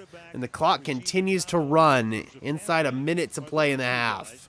And finally, Zacchaeus gets into the action. That's his first catch. bad snap there. Mario handles it when he's... Yeah, there have been a couple of low snaps by the center, Drew Dahlman. Marcus has done a pretty good job of handling them. Handoff. This is Williams. He picks up a 1st down to about the 21. Let's see if Atlanta... They do not have any timeout, or they got 1 timeout. And they want to preserve it here. Clock ticking inside 30. Marcus lines them up. 3 receivers set to the right side, including Kyle Pitts. Quick throw. Drake London. Can he get out of bounds? He can't. The clock continues to run. It's 20 seconds left. Let's see if Arthur Smith calls a timeout. They do. Younghoe Koo, one of the Falcons' best players and one of the best kickers in the business. Of all the backs, Avery Williams listed at 5'9", So you get 5'9", man. lineman, it's tough It's maybe Philip Lindsay for you height. to see him, but when they go back and look at that, not everybody on the same page, and Williams takes advantage of that, getting upfield. 2nd and 5, 21 seconds. Falcons have no timeouts. They got to be really careful with what they call here. Maybe they've got a couple shots to the end zone. Going back to his Oregon days, that's the comfort. Cannot take a sack, and you cannot stay in bounds. You got to be incomplete or in the end zone. Pitts goes in motion. He and Bird are set to the left side. Patterson motion to the left of Mariota. Mariota lifts his leg and takes the snap. That one's perfect. He dumps it off. Patterson. Oh, that's dangerous. Falcons have to get up and clock it. Falcons have to clock it. Falcons have to clock it. 11, 10, 9, 8, clock. They're just playing for the field goal. Yep. And they clock it with 3 seconds left, and that'll bring on Koo. I thought you might take a shot. You probably should have taken a shot there, but Arthur Smith doesn't want to do anything stupid. Take the 3 points. Take the 3 points. It's still a 2-score game, but 13-3 is a lot better than 13-0. Now remember, Carolina gets the ball back to start the second half, so these points are really key here for Atlanta. 33-yard try for Koo, the length of an extra point. Koo is up, and Koo is good. And we are at the end of the first half, everyone. 13-3, Carolina Panthers. What a start for them, man. They've really dominated on both sides of the ball. That was a big drive there for the Atlanta Falcons to get 3, though. All right, guys. Be sure to keep it right here on Sparkin Sports NFL for the second half of the game. We will be back.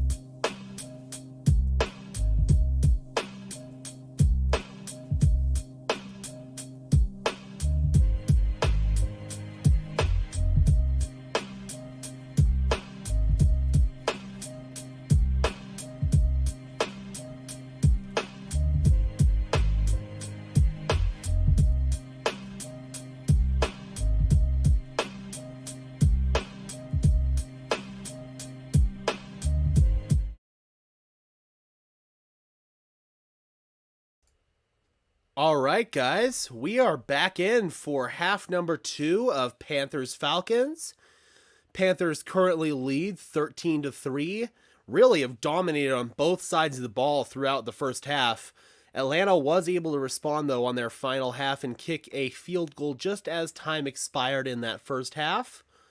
Just give it a few minutes before the second half gets kicked off here, just to get a few people streaming on in here. Hope everyone is having a good evening. Thus far, this has been a pretty good football game. Really entertaining. All right. We are just about back for second half action. The Carolina Panthers do get the ball to start the second half here. If they could take a 20-3 lead, that would certainly bode well for them.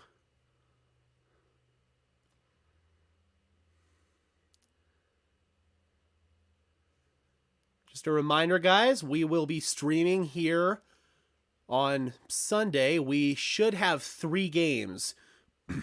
We will be covering the Bucs Seahawks from Germany. Then after that, we will have Broncos Titans from Nashville. That game will be streamed both on this channel and on my Denver Broncos channel, Denver Broncos Syndicate.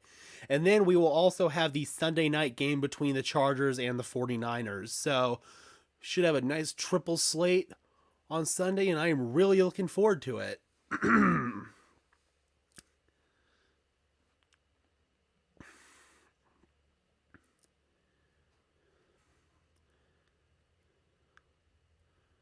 All right, guys, we are back for second half action. Laviska Shenault with the touchdown on a 41 Laviska Shenault with that 41-yard touchdown on a little swing route. From the Falcons' second game this season, under 100 yards in the first half. They had a total of 96, and the Panthers, meanwhile, 128 rushing yards, the most in a first half since 2018. Again, the standings in this division. Tampa Bay playing overseas in Munich on Sunday against Seattle, 4-5. So is Atlanta. Saints are 3-6. Carolina comes in 2-7. All righty, here is Pinion to kick off second half. A little short kick that bounces into the end zone for a touchback. Panthers will begin from their own 25. Here's Panthers interim coach Steve Wilkes. That was a key coming into the game. We talked about controlling the line of scrimmage, and I'm very pleased thus far. You know, I think we have 128, they have 33. That's going to be the difference in the game as we continue to progress through. Another key you were looking to in this game is your quarterback getting some early completions. What's impressed you most about how you're just really trying to manage the game and not trying to press it, you know. So if we can continue to do that, protect the ball, don't turn it away, don't turn it over. We're able to get one takeaway, and hopefully we can get some more in the second half. Appreciate it. Thank you. All righty, 1st and 10 from the 25. 3 receivers set to the right side. Shi Smith goes in motion. Handoff. No play action. Walker rolls out, fires. It's Terrace Marshall who fumbles. Ball is out. Let's see if he made a football move. It's recovered by Atlanta. And out of bounds at the 48-yard line goes Rashaan Evans. A flag is down at the end of the play. We'll have to see if Marshall was down, or if it was a catch or not. First of all, the throw is behind him. And then catch, football move. I think that's a fumble. Here's your catch. He makes a juggle, control. Oh, I don't know. That is really close. Let's see what Terry McCauley says. Control right away. After true discussion, it was determined that it is an incomplete pass. After the play, personal foul, unnecessary roughness against the passing team, number 12. That penalty will be It's on Shi Smith. with loss of down. It will be second down. All right, so the penalty is on Shi Smith. Pass is ruled incomplete. Shi Smith loses his cool, throws Rashaan Evans after he's out of bounds. Can't do that, buddy. With a 15 Stupid yards penalty comes by in. Smith.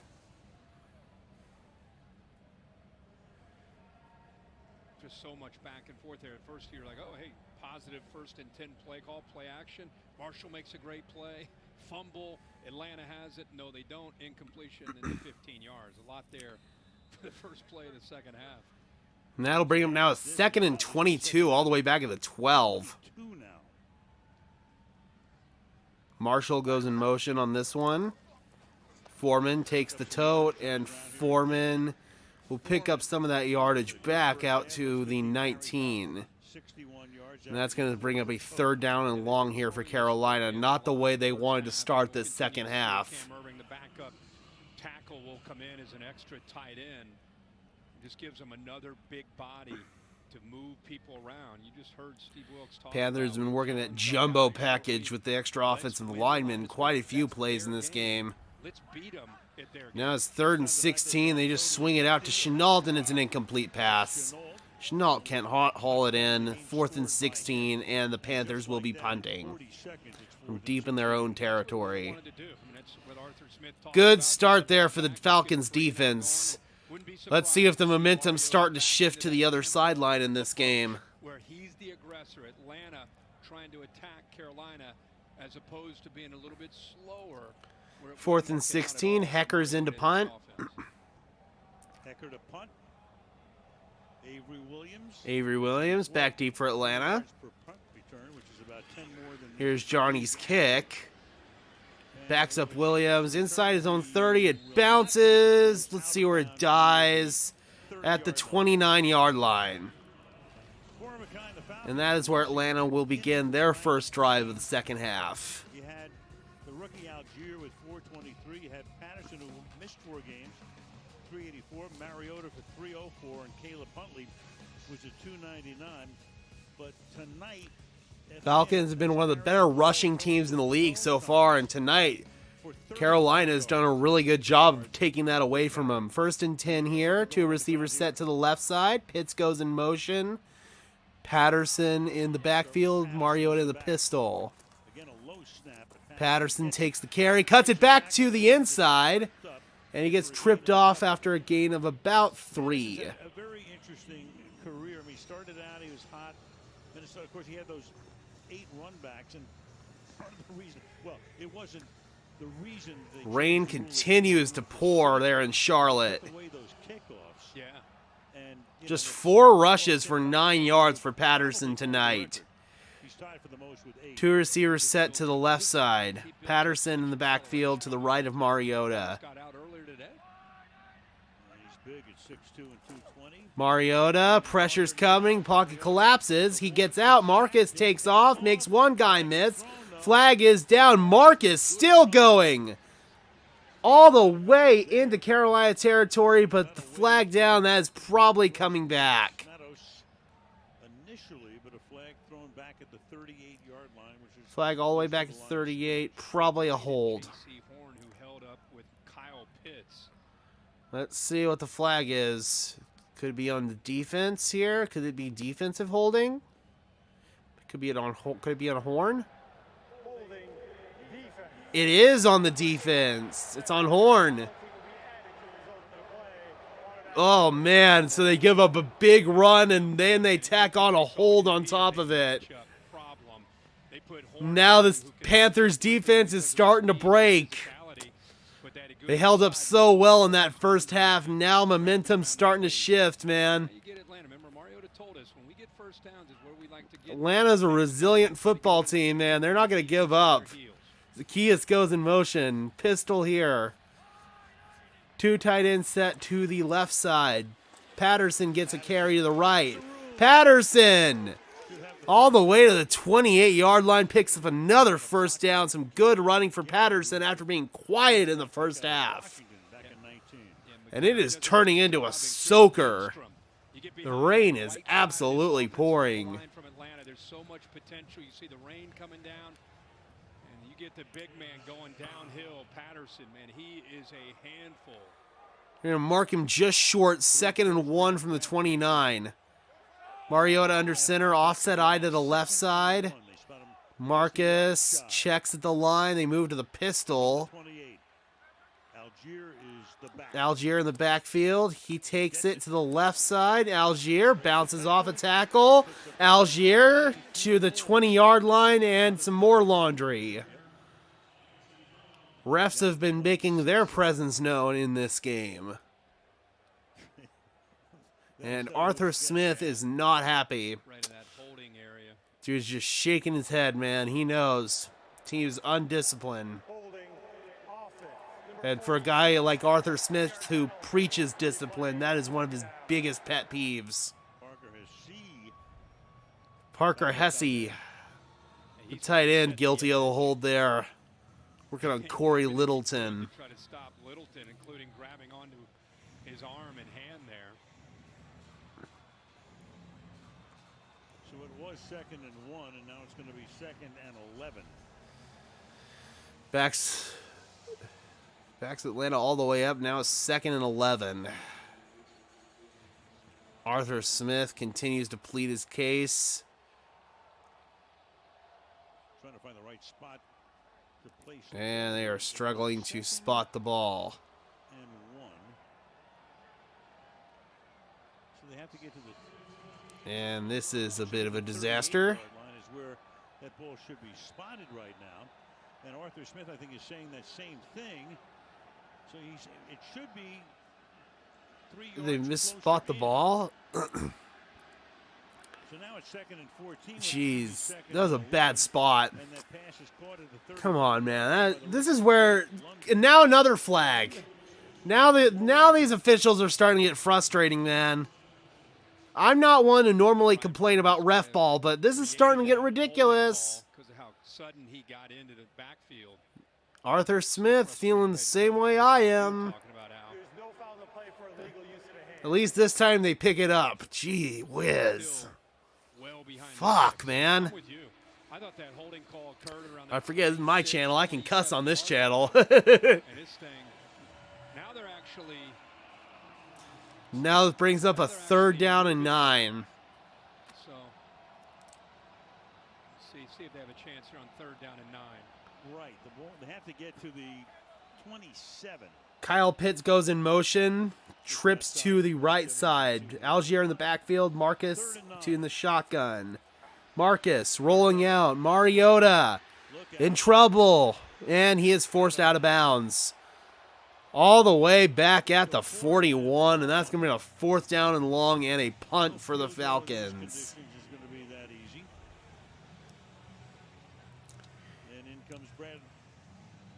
Bradley Pinion is going to come into punt. How about the strength of Derek Brown and then chases Mariota? Arthur Smith, man. Teams had opportunities. Falcons just couldn't capitalize. His time here to try to make that decision and doesn't find anybody downfield. Throw it away or take off and go. Now on 4th and 14, Pinion comes in. 4th punt of the night. 4th punt for him. Fair catch signal. The punt bounces and it is down at the 2. Perfectly named Bradley Pinion just pinned. Well done. Pinion pins him back deep, man. You know this is a game that tickles Pat McAfee's fancy. No one tells stories. I'll bet money that's going to get a copyright claim. I didn't mute Thunder. That is going to get a copyright claim. I'll bet $5.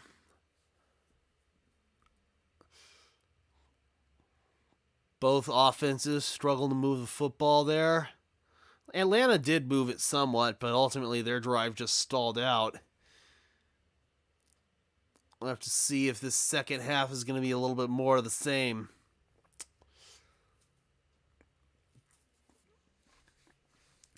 Once again, I just wanted to say thank you. I really appreciate everyone who's tuned in tonight in this inaugural stream here on Sparkin Sports NFL. Really hoping to build this community up, especially as we progress throughout the latter half of this NFL season. We are officially at the halfway point with this game.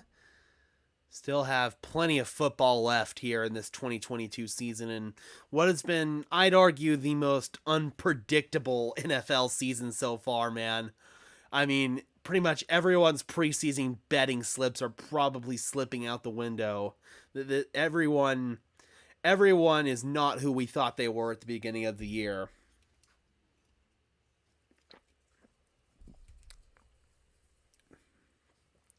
Obviously, my Broncos and my quarterback, Russell Wilson, have really struggled these past few weeks. Conversely, Geno Smith has played lights out for Seattle, man. Absolutely insane.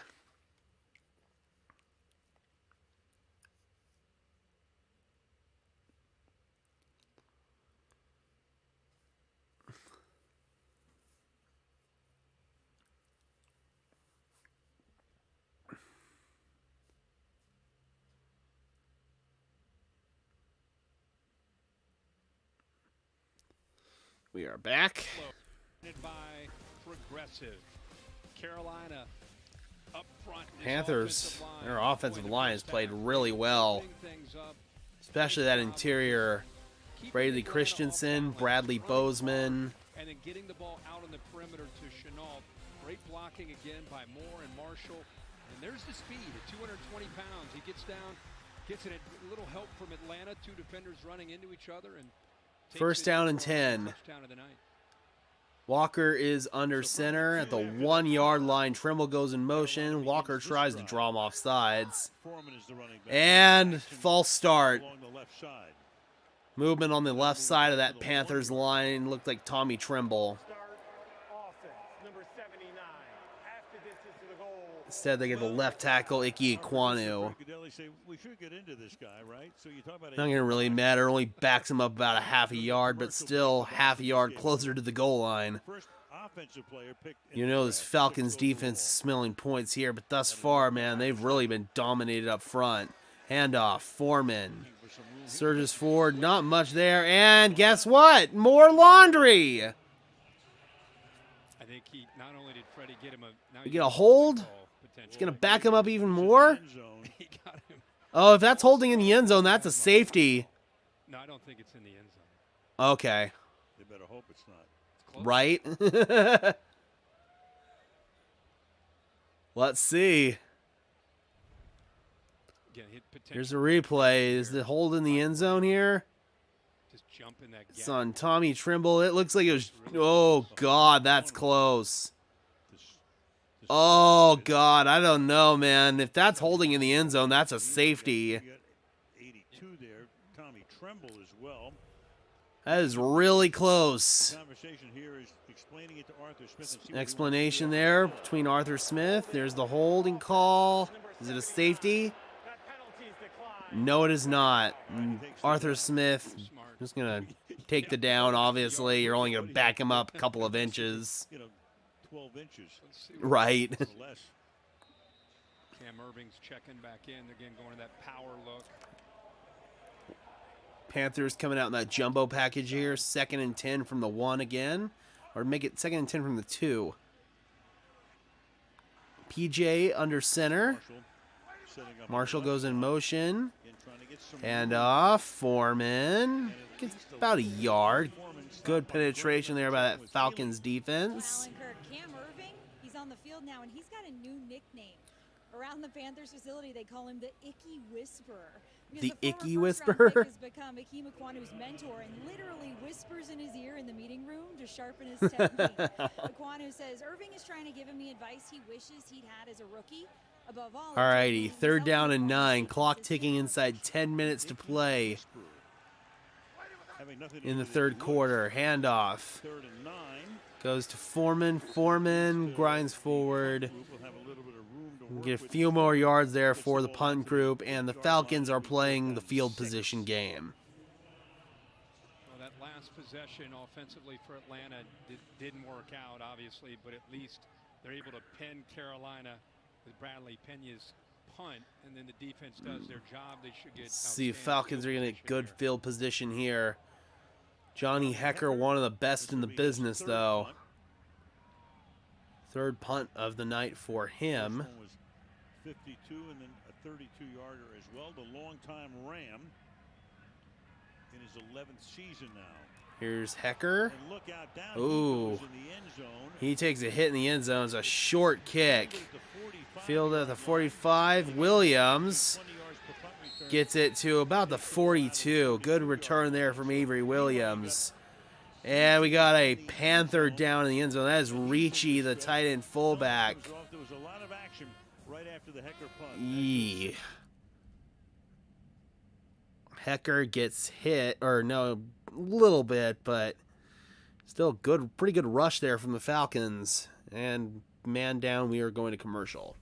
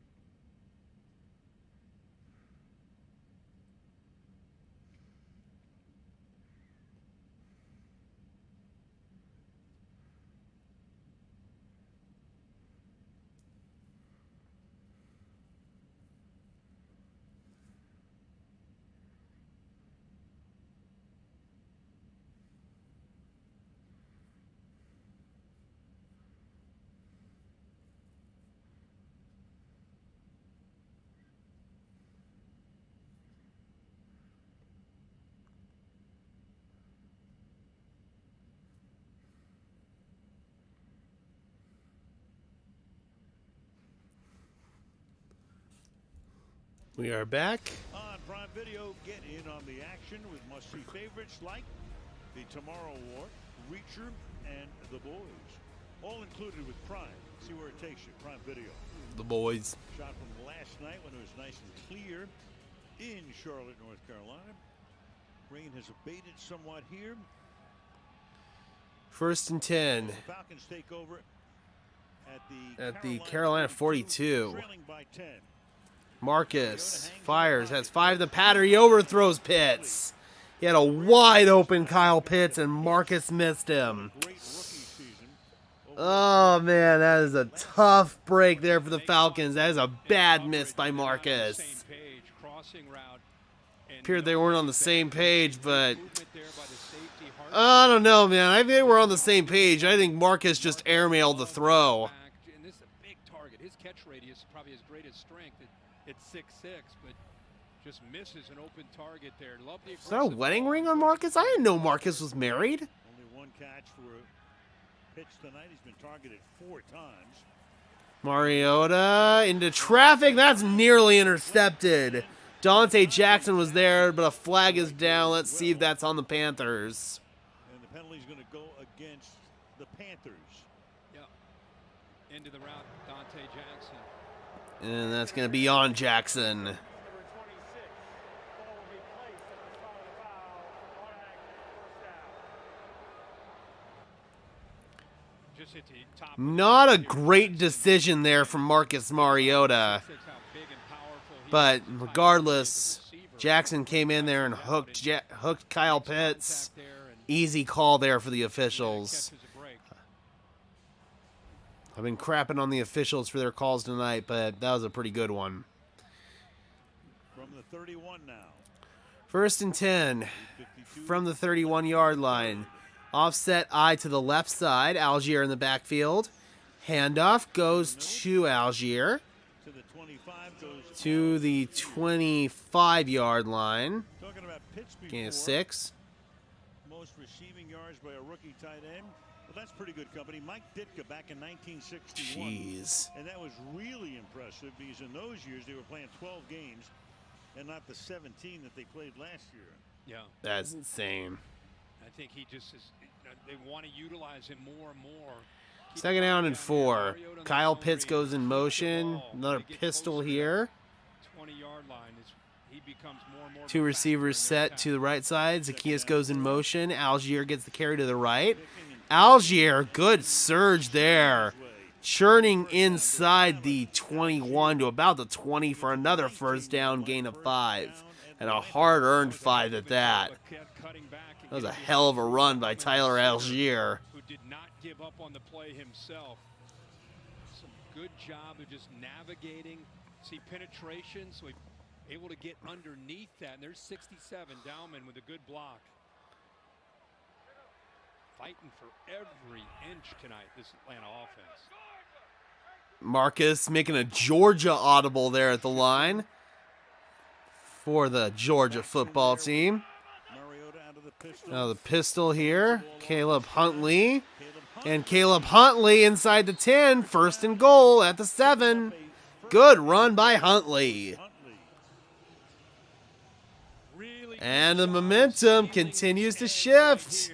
To give the back Huntley a chance to be able to get back underneath. See if the Falcons can make it a one-score game here. Quickness to cut and accelerate underneath it. Huntley, left side, not much. No gain here for Huntley. It'll be second down and goal. Shaq Thompson and Derek Brown were in there. Talking about Arthur Smith and Marcus Mariota and why they like to change up their tempos and Second and they goal. have a defense, you know, on the ropes a bit. A lot of the offenses around, whether it's college or pro football, they like to Clock go ticking fast. inside, 6.5 minutes to play here in the third quarter. Tired and confused. This time they slow things Patterson down. is in the backfield. Mariota is under center. Second and goal. Man in motion goes Kyle Pitts.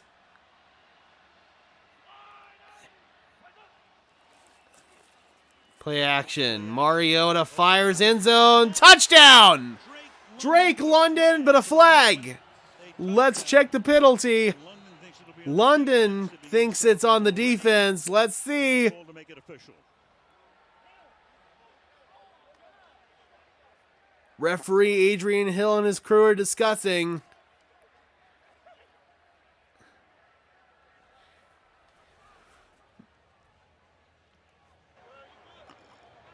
Personal foul, unnecessary roughness, defense. That'll be assessed on the kickoff. Touchdown is good.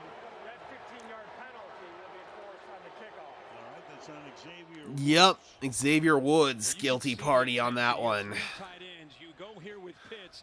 Watch how that impacts the safety and how they have to respect that. You got two guys that go with Pitts, opens it up for London. Good job of reading it by Mariota. A And then dangerous throw there by Mariota. That was a hospital ball. Out of SC can go up and get it. He lowered his receiver into a hit there. Here's Koo for the extra point. To make it a 3-point game. And he misses it. Oh, it's no good. That could come into play. The normally heavily reliable Younghoe Koo misses the extra point. In the third. And it is now a 4-point ball game. Draft.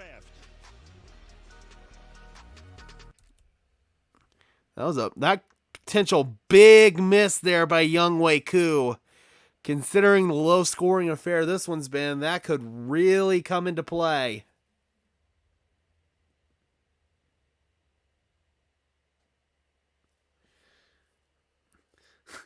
Well, Mark, Koo's on your fantasy. You're not going to like that miss.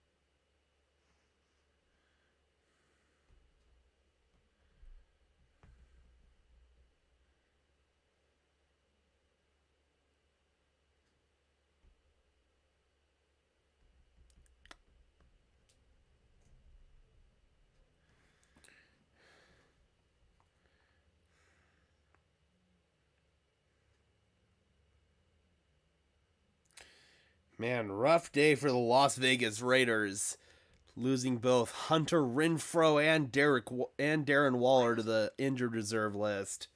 Both going to be out for at least 4 weeks. That is an absolutely rough blow for them, and as a Broncos fan, I love to see it. Obviously, I don't like seeing injuries, but I do like seeing the Raiders crumble at the core.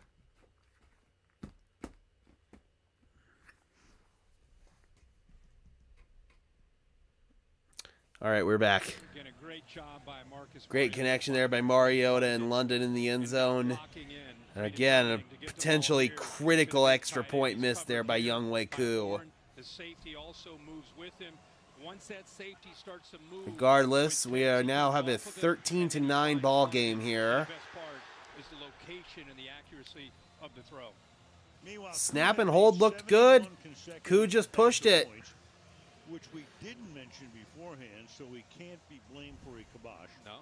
But there it was. Pinion sends it up. To the right. Short kick. Fielded inside the 10. Blackshear tackled at about the 15. Good job pinning him deep on that kickoff by Bradley Pinion. Crazy game, week 8. Man, this game has been an emotional roller coaster if you're a Falcons or a Panthers fan. See if Carolina can recapture some of the momentum here. Officially a 65-yard from the line of scrimmage throw. He had about a 1 in 10 chance of completing it, and he did. And of course, that's when the helmet came off. The extra point. All right, Panthers offense set up 1st down and 10 at their own 16. 2 receivers set to the right side. Handoff goes to Hubbard for about 2. That night, or that afternoon, is that P.J. Walker can throw it 65, 70 yards. They kind of gave up on the play, not thinking he could throw it that far. And he said he's never thrown a ball that far in his life. Right, we talked to him the other day. That's exactly what he said. You would have thought a guy who, guy has probably thrown it 70 or 73 in practice knew. All that adrenaline, right? Right. And yeah, Patrick Mahomes knew that throw had to be the best throw of the year. Not even close. Smith goes in motion, trips right, fires, Walker, and that is complete. Terrace Marshall. Marshall makes a move inside the 50, into Atlanta territory, all the way to the 38-yard line. Terrace Marshall turning on the afterburners for a 43-yard gain. Play action sucks in those linebackers. Marshall just runs a little slant, and he takes that thing for a big gain. Nice pitch and catch there. And Terrace Marshall showing off that big play speed.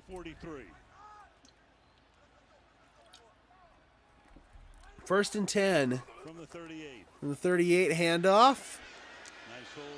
And that is Blackshear. He gets 8 yards.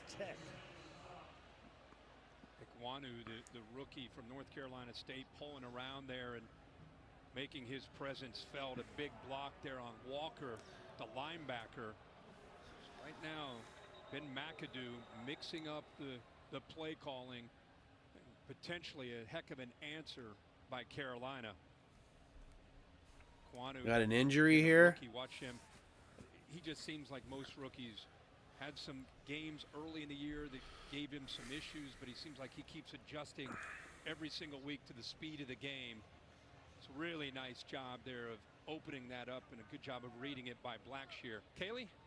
Kurt, growing up right here in Charlotte, Ikwanu became something of a renaissance man. You're going to love this. At Providence Day High School, he won a state title in wrestling, anchored the 4x100 relay. 2nd and 2. And, of course, they cut away from the play. His teammates are familiar with his athleticism, but they did not know he could sing until he handoff. Foreman flagged down. Foreman is close to the line to gain, but that is probably going to be a hold. Just prior to that play, the officials stopped the clock. And the Panthers are already walking back. Took DJ Moore off the field to be evaluated. Oh, that's big. DJ Moore being evaluated. Brady Christensen with the hold there for Carolina. That's going to back him up to 2nd and 12. So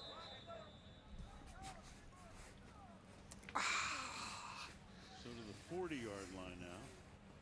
That is 8 penalties for 74 yards on the Panthers. 2nd down and 12. Laviska Shenault goes in motion. Trips to the right side. Fires. Walker complete. And that is Shi Smith inside the 20-yard line. That's a first down at the 24-yard. Shi Smith getting involved there. And it grabs the attention of the underneath coverage off to the right.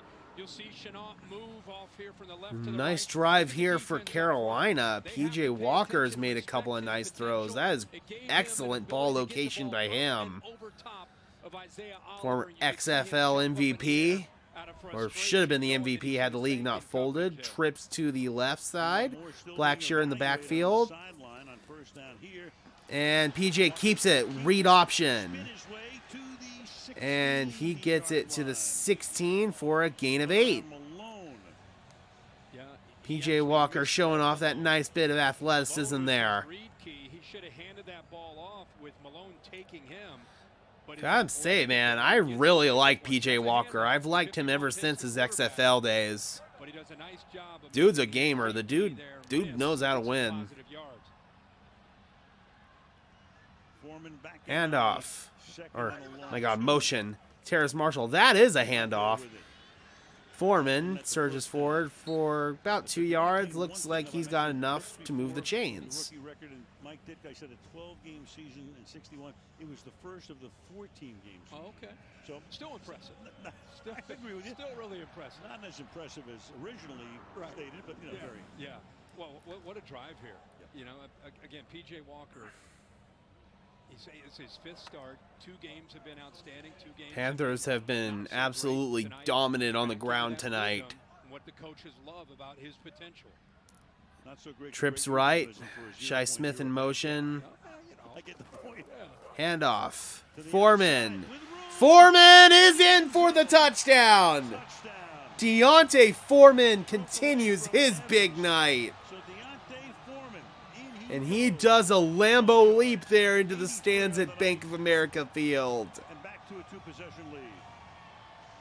7 plays, 84 yards, 4 minutes, 24 seconds off the clock. Good drive there for the Panthers. The tight end block tremble, so they lose the edge right away.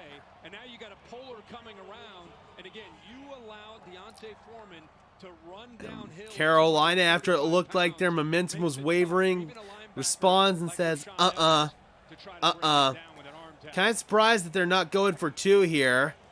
But, oh! Bad snap. Bad snap. Pinheiro misses, but that one wasn't on him. Both teams missing a PAT. That one was on the operation, though. That was a bad snap. Hecker was able to get it down, but still looked like it completely threw off the timing. Definitely a rough break there for the Carolina Panthers, but regardless, they still lead by 10. 19-9. This game is insane.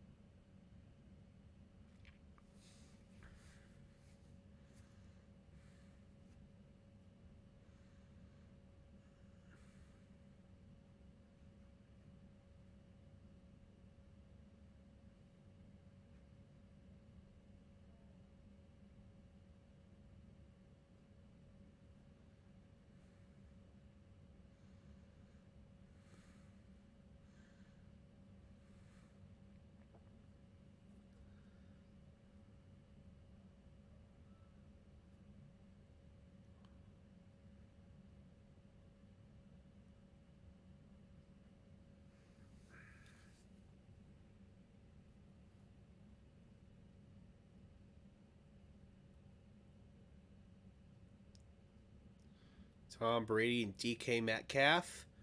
NFL debuts in Germany this coming Sunday.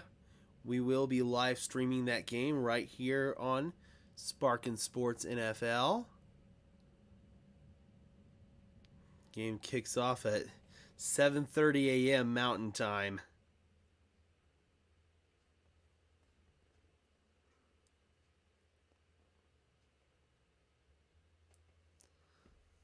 Alrighty, we are back. Green Bay, a lot to talk about next week. Oh yes, lots to talk about in Green Bay. Snap by KC the other night. The Packers, we know what's going on there. Losers 5-0. They've got Dallas on Sunday, and then we get them. The Mike McCarthy revenge game this Sunday. I might try to see if I can squeeze that stream in. Next week from Lambeau Field. And it looks like the ball blew off the tee. Obviously, watched you call Wind's starting to kick up there in Charlotte. Historic. Yeah, there's been a few. He did what? Right. Yeah, that was my favorite. How many games do you think you've called there? Lambeau? Just under 2 minutes left to play in the third quarter. It's good effort out of you. Pinheiro sends it away, and that'll be a touchback. 1st and 10 for Atlanta from their own 25. And boy, Indianapolis.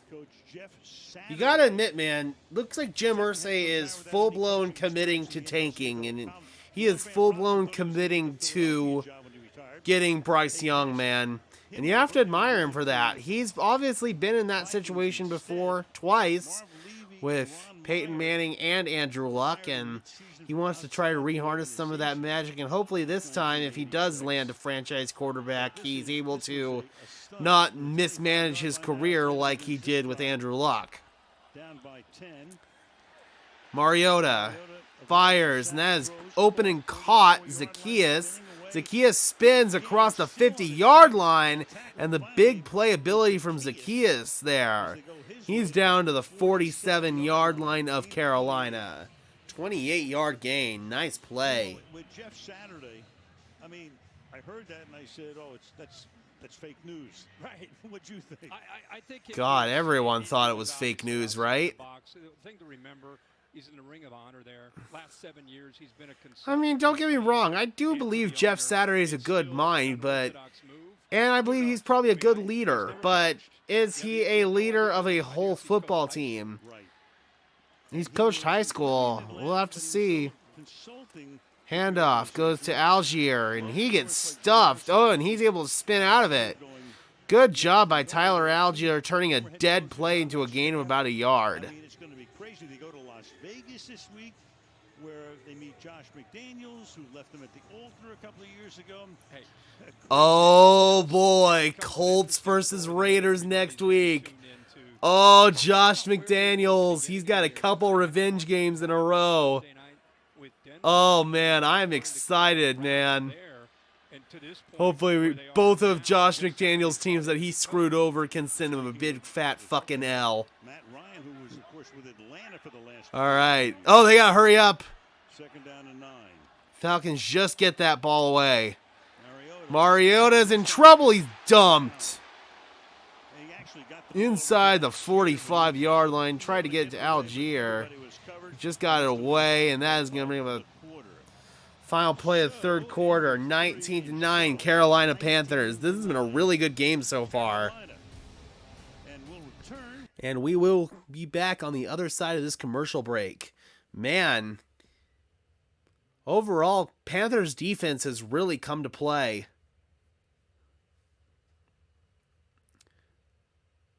Atlanta's had a couple of opportunities there to try to close the gap, but overall, the Panthers defense has just denied them. This would definitely be a nice momentum or a nice morale boosting win for the Panthers if they could pick it up, because after last week, what they had to endure in Cincinnati, I believe they lost, it was like 42-7 or something along those lines. That was a really, really tough game for them. They came out and they were just physically dominated at the line of scrimmage by the Bengals. Joe Mixon obviously had a 5-touchdown day, 4 of them on the ground. It's always rough when you get absolutely physically dominated at the line of scrimmage the way the Panthers were. So it was definitely good to see them come out and respond in this one. Let's see if they can finish the job. Obviously, with a 2-score advantage, that definitely helps. Be sure to leave a like on this stream, guys. It really helps push us out to fellow members of the NFL Kingdom.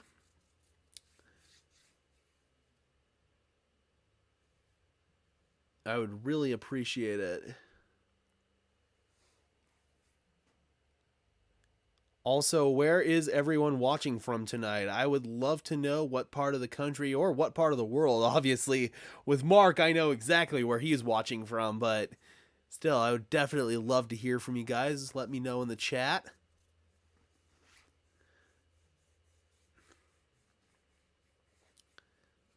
This upcoming Sunday, got a triple stream action here on Syndicate Sport or on Sparkin Sports NFL.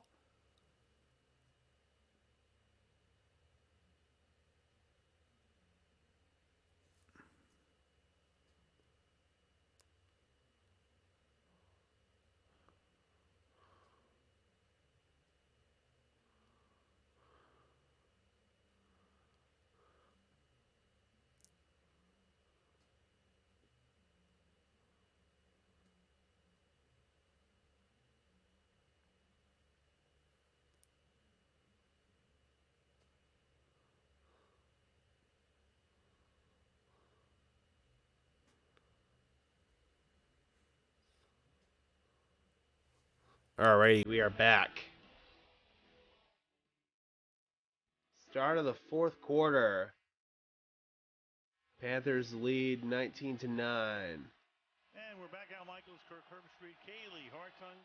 It's third down and 15 here. Their own 48-yard line. Carolina's showing blitz. 19-9.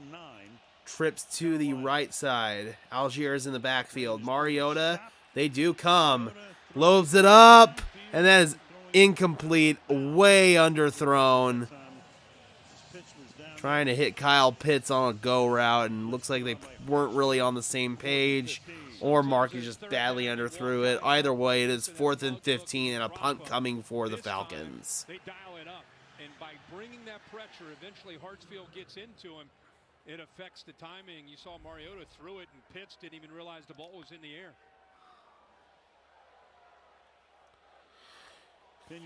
Pinion, once again, trying to pin Carolina deep. He's had a really good night so far. And this one's short, very short. It'll bounce out of bounds. Let's see where they mark it. At the 24. Only a 29-yard punt there. Not a good job there from Bradley Pinion. Any quarter in the NFL this season. So, all right. Let's see if we can see some more of that fourth quarter magic from these two teams. It's what we saw in the last matchup 10 days ago. There is number 2, slot left. First down and 10. Walker is under center. The handoff goes to Foreman. Foreman's got a nice hole. Flag down. Foreman down inside the 45, but that is probably coming back. The refs have been really, really flag happy tonight, and it looks like it's another holding call. And it is. Oh, it's on the defense. It's on Atlanta. That is interesting. That is on defensive lineman Anderson. Dula Anderson there. I didn't see a whole lot. Let's see another angle of it. I didn't. Maybe a little bit right there on Bradley Bozeman. It's pretty. Keeps him from getting to the second level.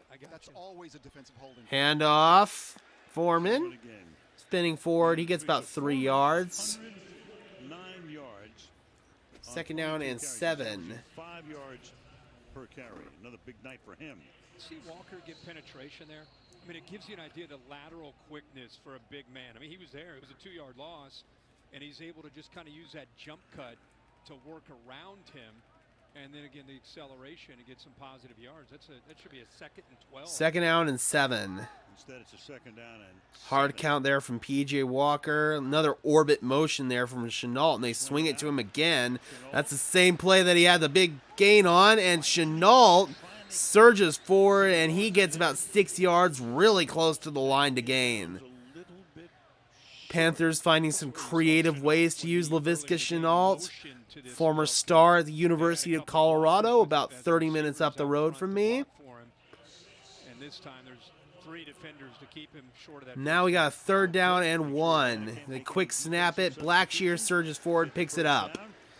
He's down to the 35-yard line, gain of 4, and that moves the chains for Carolina. P.J. Walker's having one of these huge nights for fantasy football owners. No, but he's very efficient. He's been a good distributor of the ball so far. I think PJ has played really well tonight. Against the Rams, he just is back to Baker and Sam. Good feel for the plan and the decision making, which was the area that he just struggled. Terrace Marshall in motion. Looking off from the sidelines. Under center, and the handoff goes to Foreman. Foreman cuts it. Foreman slips down to a gain of 9. Nice running from Deontay Foreman. He has been really good all night long, and that is now 118 rushing yards for Foreman tonight. There's the jump cuts, man. 235 pounds, elusive, kind of working his way through. Offensive line does their job, able to get off these arm tackles.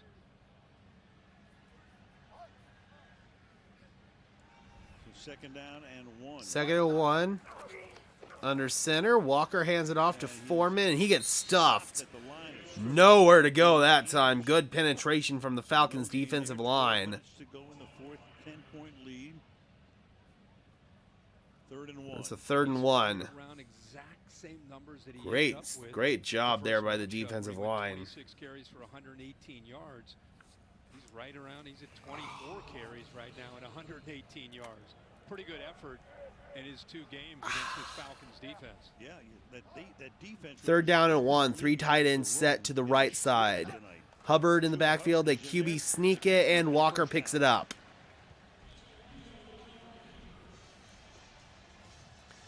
PJ Walker with his 2nd conversion on a QB sneak there.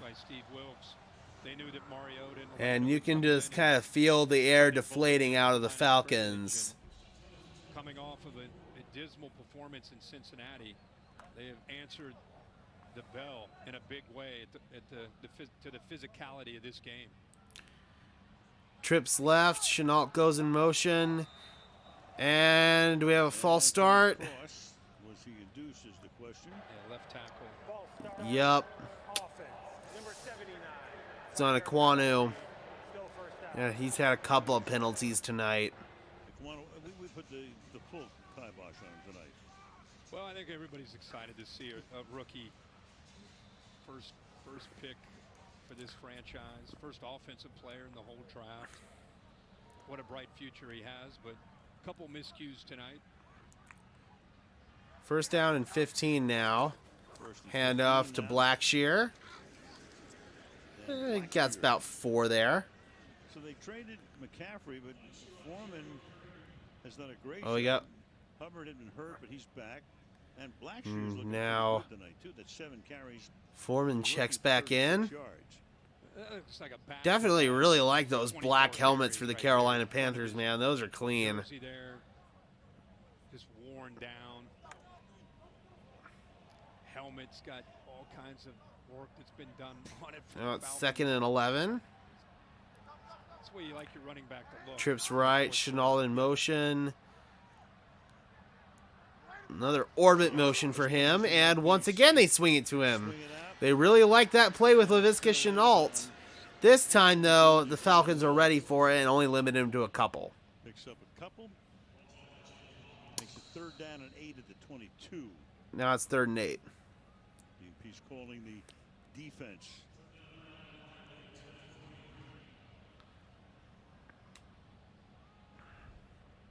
He had his defenders out there. Walker could have handed this if he wanted. I mean, Yeah, he probably should have handed that off. He looks like he had the numbers advantage for the run there. He probably should have handed it off. Regardless, got a 2 receiver set to the left side. Foreman in the backfield to the left of Walker. Walker steps up. Walker is in trouble. Flings it. Incomplete. Good job being able to get rid of that one. He hits the deck in the process. 4th and 8, and it looks like field goal attempt coming in. P.J. Walker, little gimpy after that one. That's definitely going to be something to monitor. It looks like he was wrapped up by the ankles. Definitely something to monitor. We might be seeing Baker Mayfield here. We'll see. Walker a little gimpy there on the sideline. Now here comes Pinheiro. The play clock ticking inside. 3, 2, 1. Delay a game. They just got it away. And Pinheiro's good. Lucky to get the snap off there. That was really close. Regardless, it is now a 22-9 ball game, and the Carolina Panthers continue to run away with it.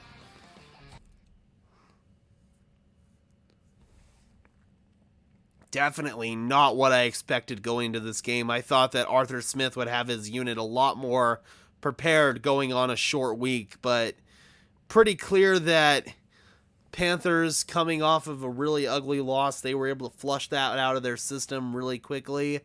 And now it's starting to look like back-to-back really tough losses for the Atlanta Falcons, who at one point were in first place in their division, granted due to it being a very weak division, but still, man, I think we can all agree that the Atlanta Falcons have exceeded expectations this year in their first season of the post-Matt Ryan era.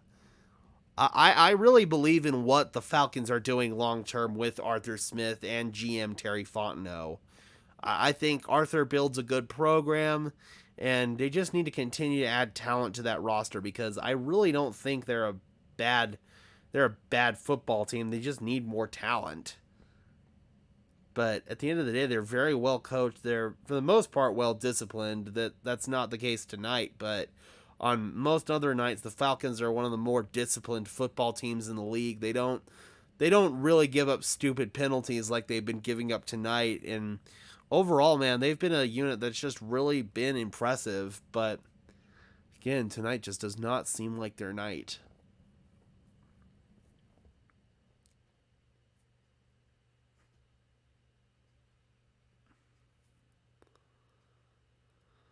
And for the Panthers, I mean, obviously after this, you're going to be 3-7, still working with an interim head coach.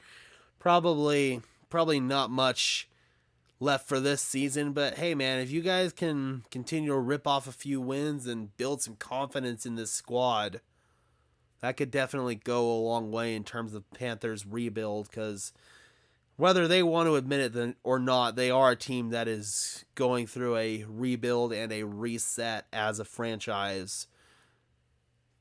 Properly tore things down after Cam Newton left his first stint there. And ever since then, obviously, it's just been a revolving door for them at quarterback. And hopefully they can get the right hire at head coach and they can get the momentum of the franchise turned around, because it is a much different franchise than the one that my Denver Broncos beat in the Super Bowl back in 2016. All right, we are back. Oh, shit. Uh-oh. Might have to reload. Okay, we're good. Boy, he ran that to perfection. And then his pedigree is basically defense. Mariota in the shotgun, empty backfield. Swings it, that is complete to the tight end Michael Pruitt, Mariota's former teammate in Tennessee. And that was a gain of 6, and that'll bring up a 2nd and 4. What you got down there? Al, I talked to one of Coach Wilkes' high school teammates, his running back, Brandon Jett, and he told me that Wilkes was the spark that led the Lions to the state championship in 1986. He said guys couldn't stop him in the bootleg. He was 2nd and 4. Now Jett tells me Wilkes is the trips to the left side. Man in motion is Demir Bird, the ex-Panther. Handoff goes to Tyler Algier. No, that's Caleb Huntley.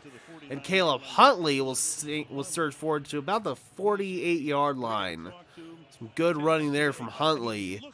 He's been used sparingly tonight, but when he has been used, he looked good. Yeah, and think about, you fire your head coach, Matt. First down and 10 from the 48. Star player, Christian McCaffrey. Huntley gets another tote. Robbie Anderson has And he picks up about 3 or 4. Last week. Right. 2 previous games. And he had to fire 2 of his Falcons really need to pick up the pace here. They're down, but they're not out. It's still a 2-touchdown game. Which you really have to do these days, don't you? Trips right. 2nd and 4. Looking for that is nearly intercepted. Shaq Thompson was there, and he nearly had himself a pick 6. Oh, boy. If Thompson were able to haul that in, that would have been a house call. Look at this, man. Thompson, ooh. He nearly had a house call. Hey, throw it. You got him, and then right before he throws it. Ooh, man. Little hesitation there, and it just went right through Thompson's hands. And he desperately wants that one back. Yeah, he would. Trips left. Algier goes in motion. Marcus gets flushed out, and he is tripped up. Oh, and the ball's out. Is the ball out? They don't blow it dead. And now they do blow it dead. I hear a whistle. Fans, obviously. And they're going to say 4th down. They're going to say Mariota was down. Still can't figure out what Mariota is doing tonight with some of these decisions. Lavu blitzed, trips him up there. Come on, Marcus. You just... Yeah, he's down. That's a sack. But, dude, why do you YOLO that up? Any idea where it might go? Dude, that is just a bad decision from Marcus. What the fuck, dude? You're already dead. Just eat it and live to fight another down, dude. Come on. Now it's a 4th down, and obviously Atlanta's got to go. I remember that. Yeah, I remember. So it's 4th down and 10. Now Zacchaeus goes in motion, and they stop it. And let's see, did someone call timeout? Did Atlanta call timeout here? Oh, Carolina calls timeout. Looks like they weren't happy with the defensive personnel. This Atlanta offensive line's been pretty good all year. But we got a big 4th down here. And Al Holcomb have come up with tonight on a short week have caused a lot of issues. About 7 minutes left. 7 minutes, 36 seconds left to play in the game. They're not showing it and bailing. Been a rough night overall for the Atlanta Falcons. Carolina Panthers came out early and they were ready to play. How much that's really impacted some of the communication and the ability to pick up some of those blitzes.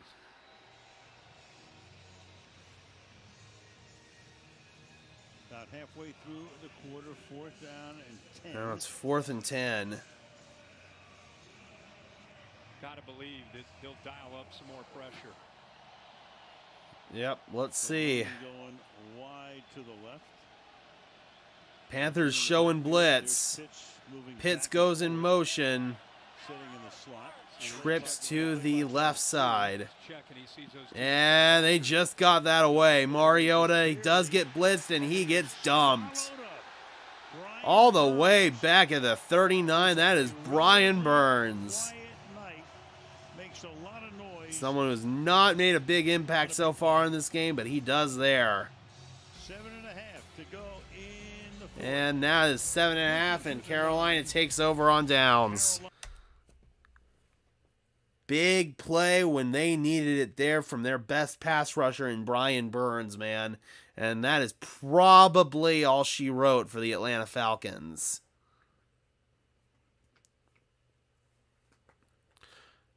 They had their chances to get themselves in this game, man. They just couldn't capitalize on them. Definitely tough loss there, and they're going to have to go back and lick their wounds from this one. Arthur Smith, is definitely not going to be pleased. I would not want to be the Falcons players in the film room on that one, man, because again, they had plenty of opportunities. They just could not capitalize.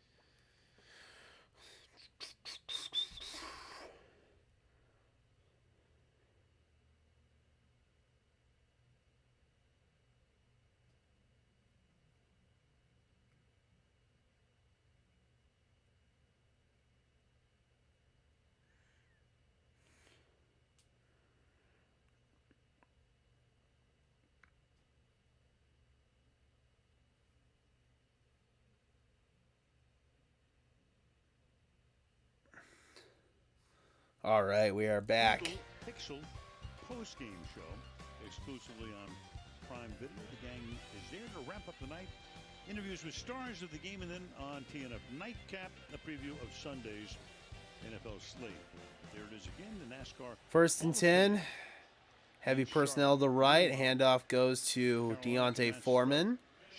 It's about a yard, and now the Panthers are going to be in clock milking mode. Look at our next gen stats powered by AWS. Deontay Foreman has had a big night running the football. See since week 7 what he's been able to do with some of the yards because of his ability to break tackles. Tonight it's really been a credit to his offensive line. Only 9 yards more than expected. He's been able to get to that 2nd and 3rd level, running hard and running. 2nd down and 8. Arm tackles.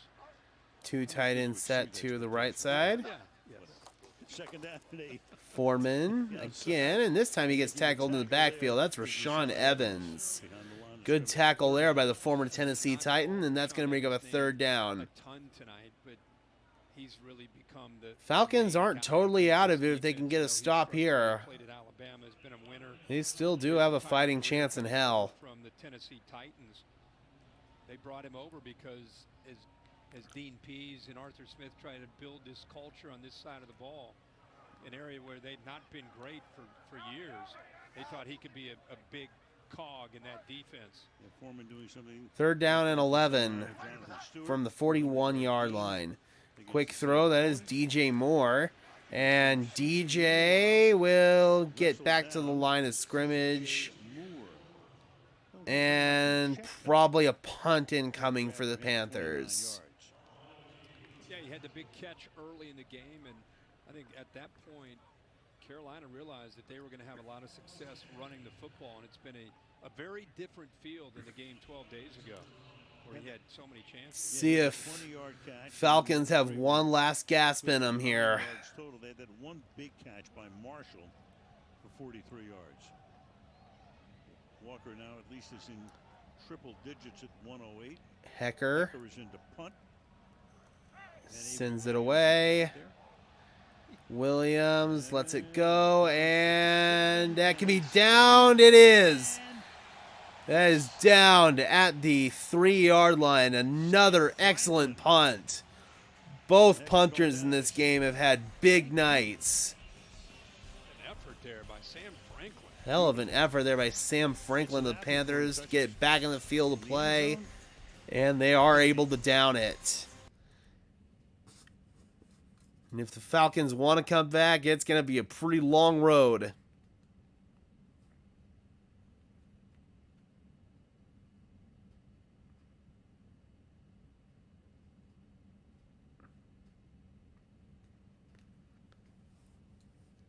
Special teams in this game has been lights out, man, on both sides.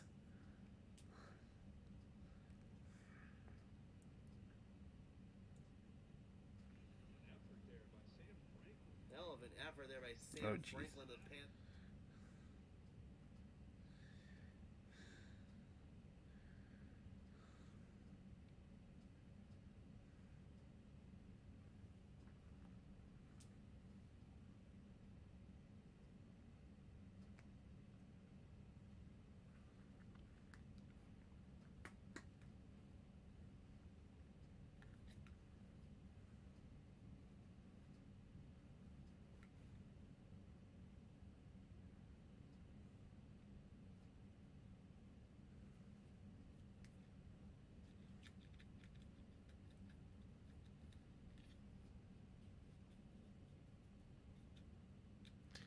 Again, guys, be sure to leave a like on this stream. It really helps us out a ton. It helps tell YouTube to push this out to fellow NFL fans and tells them that you enjoy this content.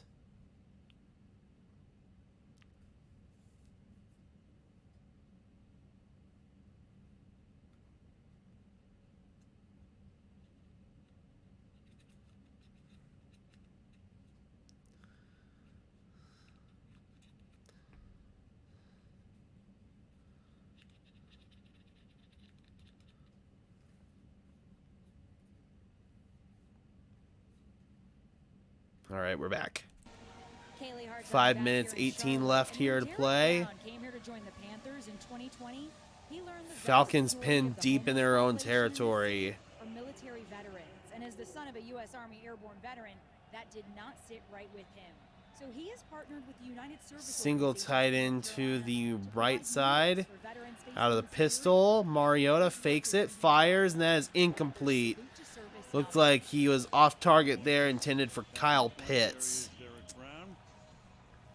Making his presence felt in the community. There he is with the folks on the eve of Veterans Day. Second down and 10. Second down and 10 after the incomplete pass here.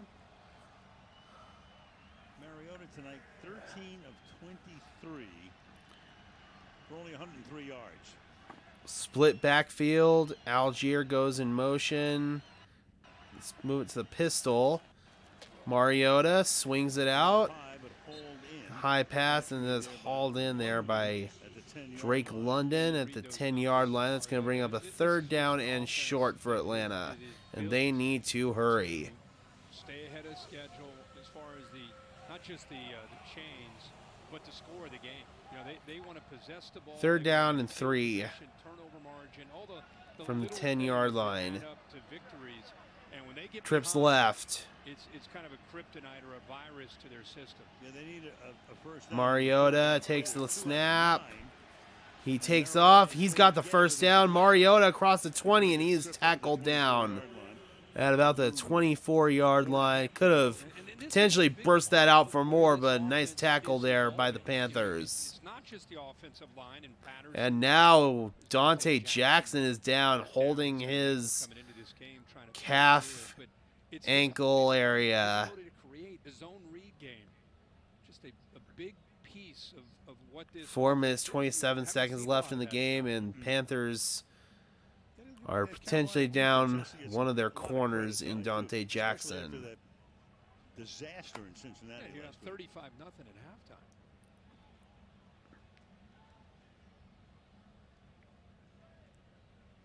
And that's Al Holcomb. We mentioned they made the change when Matt Rule came in. Holcomb came in as what would be now the interim defensive coordinator. So this is a team, as we said before, looking at maybe a new head coach next year. We don't know yet. Yeah. More than likely a new head coach. And then maybe a new quarterback. Yeah, and I think definitely a new quarterback. Right now, you got Derek Brown, you have Brian Burns, you got some young stars on this defense, and you throw in J.C. Horn, who's had a great Thank you night. so much to everyone who tuned in tonight, guys.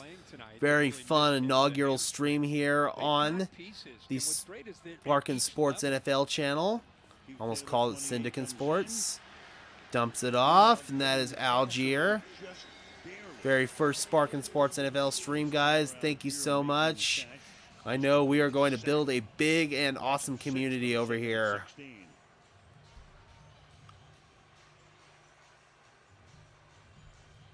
Second down and 16. They're still, they got to get that right. Even Trips left. Pieces, that would make them Mariota rolling left. In trouble. Fires it downfield. And that's complete. Demir Bird out at about the 39-yard line. Once again, Mariota throwing across the body. That time it works out well for him. At this point, you got to do what you got to do to make a play. Good job there. First down and 10. Two receivers set to the left side. Mariota fires along the sideline. It's Bird. Bird across the 45-yard line. Surging forward to about the 43-yard line, stopping the clock 3 minutes 34 seconds. Falcons need to continue to hurry up here. Falcons on the move, ball at the 43. This drive started back at their own 3-yard line. Seventh play. Mariota up the seam. That is complete. Kyle Pitts. Well, somewhat quiet again tonight. Again, doesn't really seem like it's out of the normal for Kyle Pitts, man. Hell of a catch, though. It's only its second opportunity tonight, but they find the seam over the linebacker in front of the safety. First and 10. Trips left. And then protect himself, even though he's juggling the ball. Drive only 2 minutes old. They've already gone 72 plays. Mariota. End zone wide open. Touchdown. Kadarrell Hodge. Makes the catch for the touchdown. Let's go. 97 yards. And we've got ourselves a game, boys. They sure did. And that's the best drive, not just for this offense. DeMarcus Mariota. The offense needed that. Left with that pocket.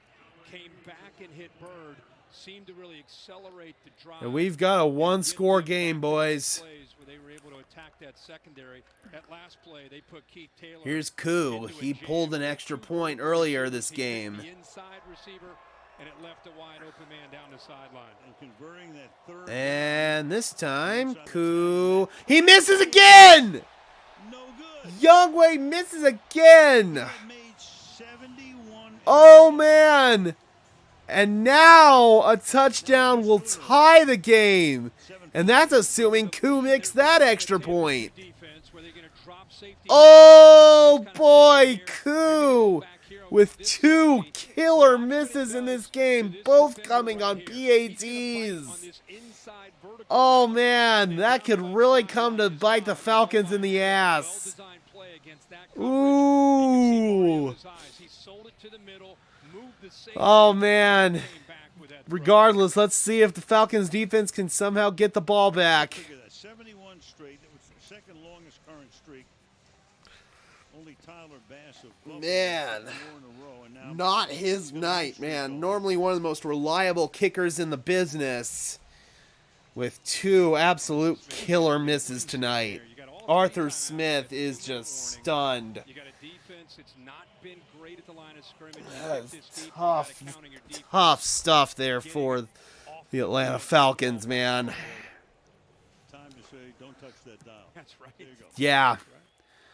Got 2 minutes, 56 seconds left. The kick goes over the head of Hubbard for a touchback. How much you love overtime. You love it. Listen, I'm here all night. What can I tell you, man? You love it. And let's see if this Falcons defense can get the ball back. Well, exactly. High drama. We live for drama. Let's see what we get. And I can't wait to Drama's see how fun. Carolina We like drama. This drive. If they continue to work with Foreman, they give Walker a chance with some high percentage throws. All right, here we go. First and 10 from the 25. 2 minutes, 56 seconds. Three tight ends set to the left side. Handoff. Foreman. Make it a two tight end set. Foreman surges forward. He gets about 3. Second down, let's call it 7. And they stop the clock at 2:50. Clock stops. And the Falcons call timeout. Coming down the sideline, his team has just taken a timeout. Arthur Blank, Falcons owner, down on the sideline. That generally has not bode well for them. I can't believe that we're at 250 and Atlanta's in this game. They're within a possession. And it just feels like Carolina should be up by more. Yeah, Carolina really should be up by more.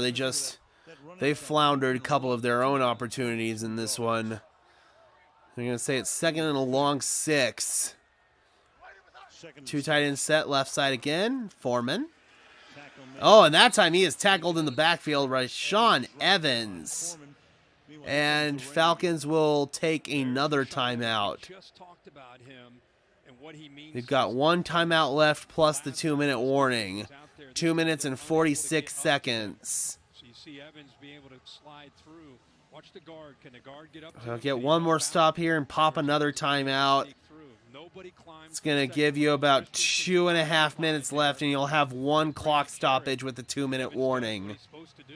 This is very doable for the Atlanta Falcons. Interesting play call here on 3rd down.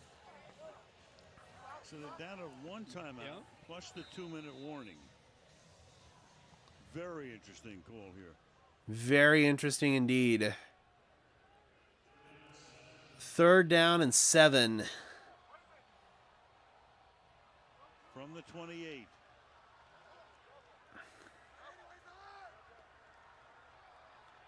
Play clock ticking inside 5. DJ Moore goes in motion. PJ Walker fires, and that is incomplete.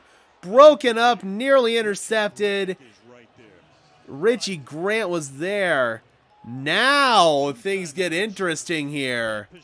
Carolina will kick it away, and the Falcons are going to have, they're going to get this inside the 2-minute warning, and they're going to have a timeout to work with.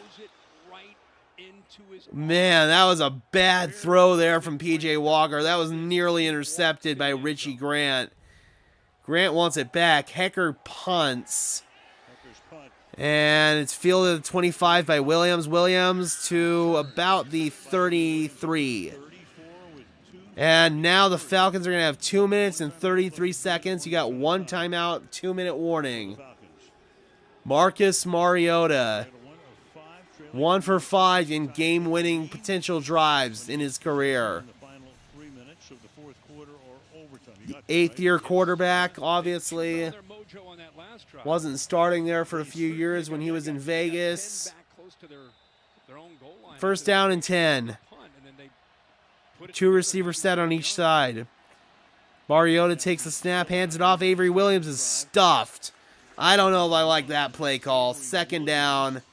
And the clock is going to continue to run. Let's see if the Falcons take it to the 2-minute warning. That was a really conservative play call there. I really am not sure if I like running the ball in that situation. Trips right, Zacchaeus in motion. Marcus is in trouble. Marcus gets out of it, and he's able to, cannot avoid the sack. It's 3rd down and a long 2-minute warning. And this Panthers defense looking to close things out. And it's going to be 3rd down and 19 from their own 25-yard line. Boy, Al Holcomb and Steve Wilkes. And it looks like they are not going to commercial here on this 2-minute warning. I can always appreciate that.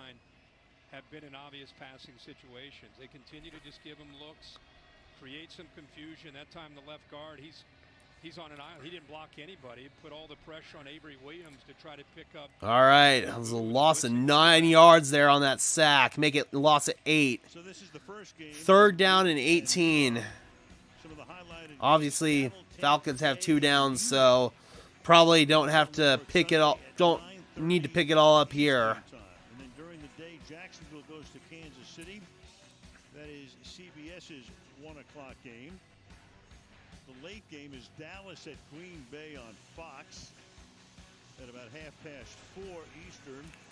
Sunday night game, the Chargers 49ers. Freaking Charger on Sunday Night Football for back-to-back weeks. Great idea, NFL. Put the Chargers on freaking Sunday Night Football 2 weeks in a row.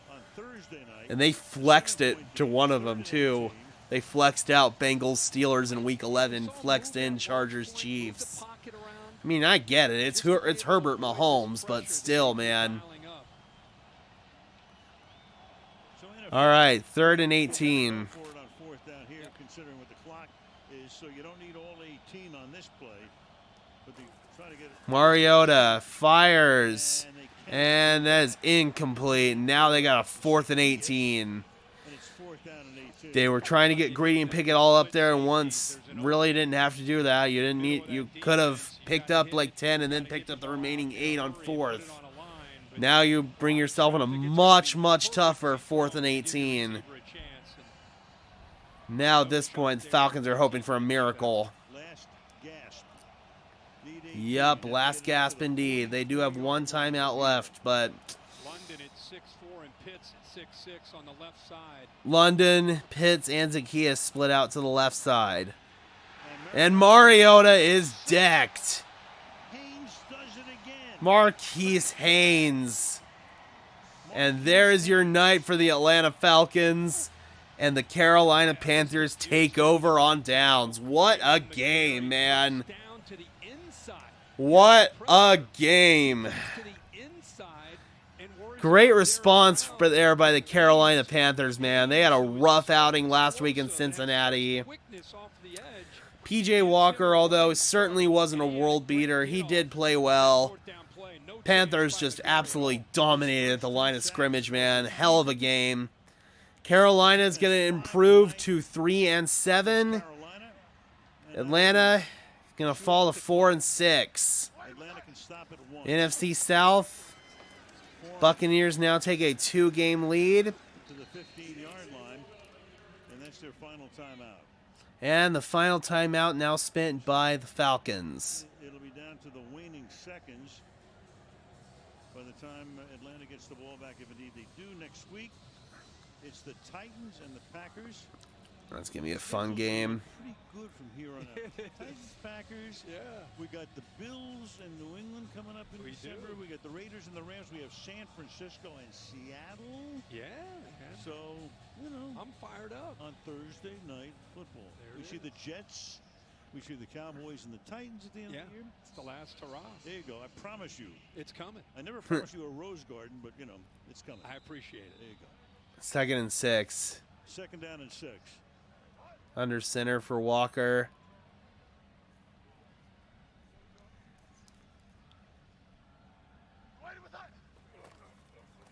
Foreman cuts it. Close to the first down. A little bit short. And if he can pick up a couple more yards, that'll be sayonara. Tip of the cap from all of us and watching this guy play. Not just Again, guys, thank you so much to everyone who turned in this inaugural stream here on Sparkin Sports NFL. Last year with the Titans when Derrick Henry went down, showed enough there that Arthur Smith, who was in Nashville, Picked a good game to start it off, man. Competitive down to the wire. Arthur Smith with Carolina knew that this Great response though by the Carolina Panthers. And kind of fit into the system that they 3rd and 1. He's been a heck of a fit. See if Carolina can close this out. They sure can. Deontay Foreman, and that is it. However, we got a flag. Because of course we do, because we can't end this game on a quiet note.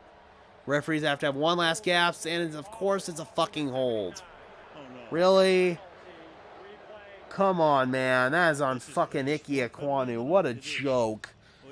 It's his 4th penalty of the night, but come on, man. Why don't you just let that go? Come on. Well, all business. Gee whiz. it's the kind of game you want to have, you know. 3rd and 11 now. 3rd and 11. Okay. From the 20. Foreman in the backfield. He's probably going to get it here. There he is. And this time he gets stuffed. And that's going to take the clock down to about 8 seconds. Hands full anyway, you know what I'm talking about. And Mr. Steve Wilkes. Steve Wilkes Done a very nice job picking up a under win. trying circumstances. Coaching Carolina Panthers, ripped up. definitely Anderson, you a good win for them, man. He's done a nice Again, although your playoff chances are probably kaput at this point, you definitely don't want to flounder and give up. And that's one thing the Panthers haven't done. Wilkes calls timeout. 14 seconds left on the clock. Every day to practice, they still show that they're engaged.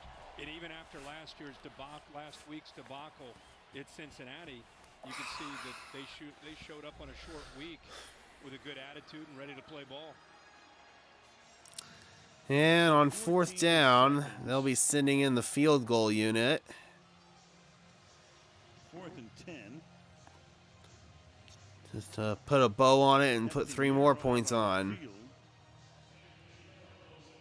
I don't know, man. I'd almost... You don't sense a block kick and a run back here, do you?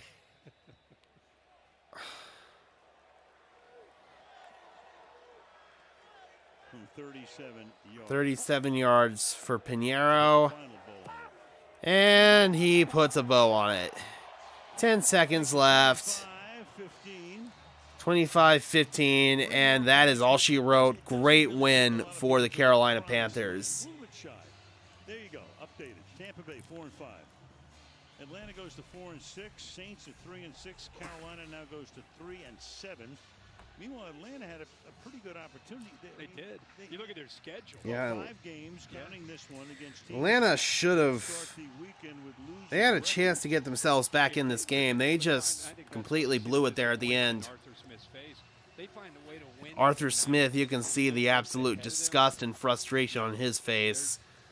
He knows his team has a shot in this one. They just could not capitalize. 9 and 8 gets it done. Well, 3 teams in recent memory.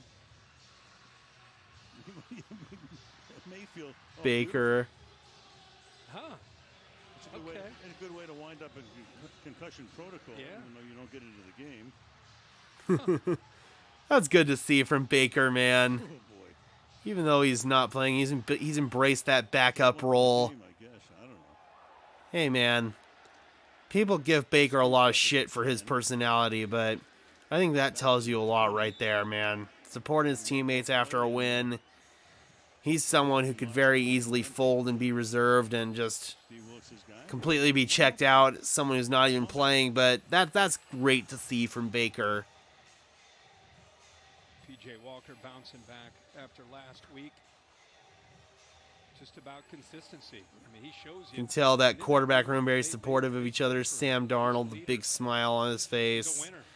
Congratulating P.J. Walker there. That's good to see, man. That really does leave a smile on your face. That really does.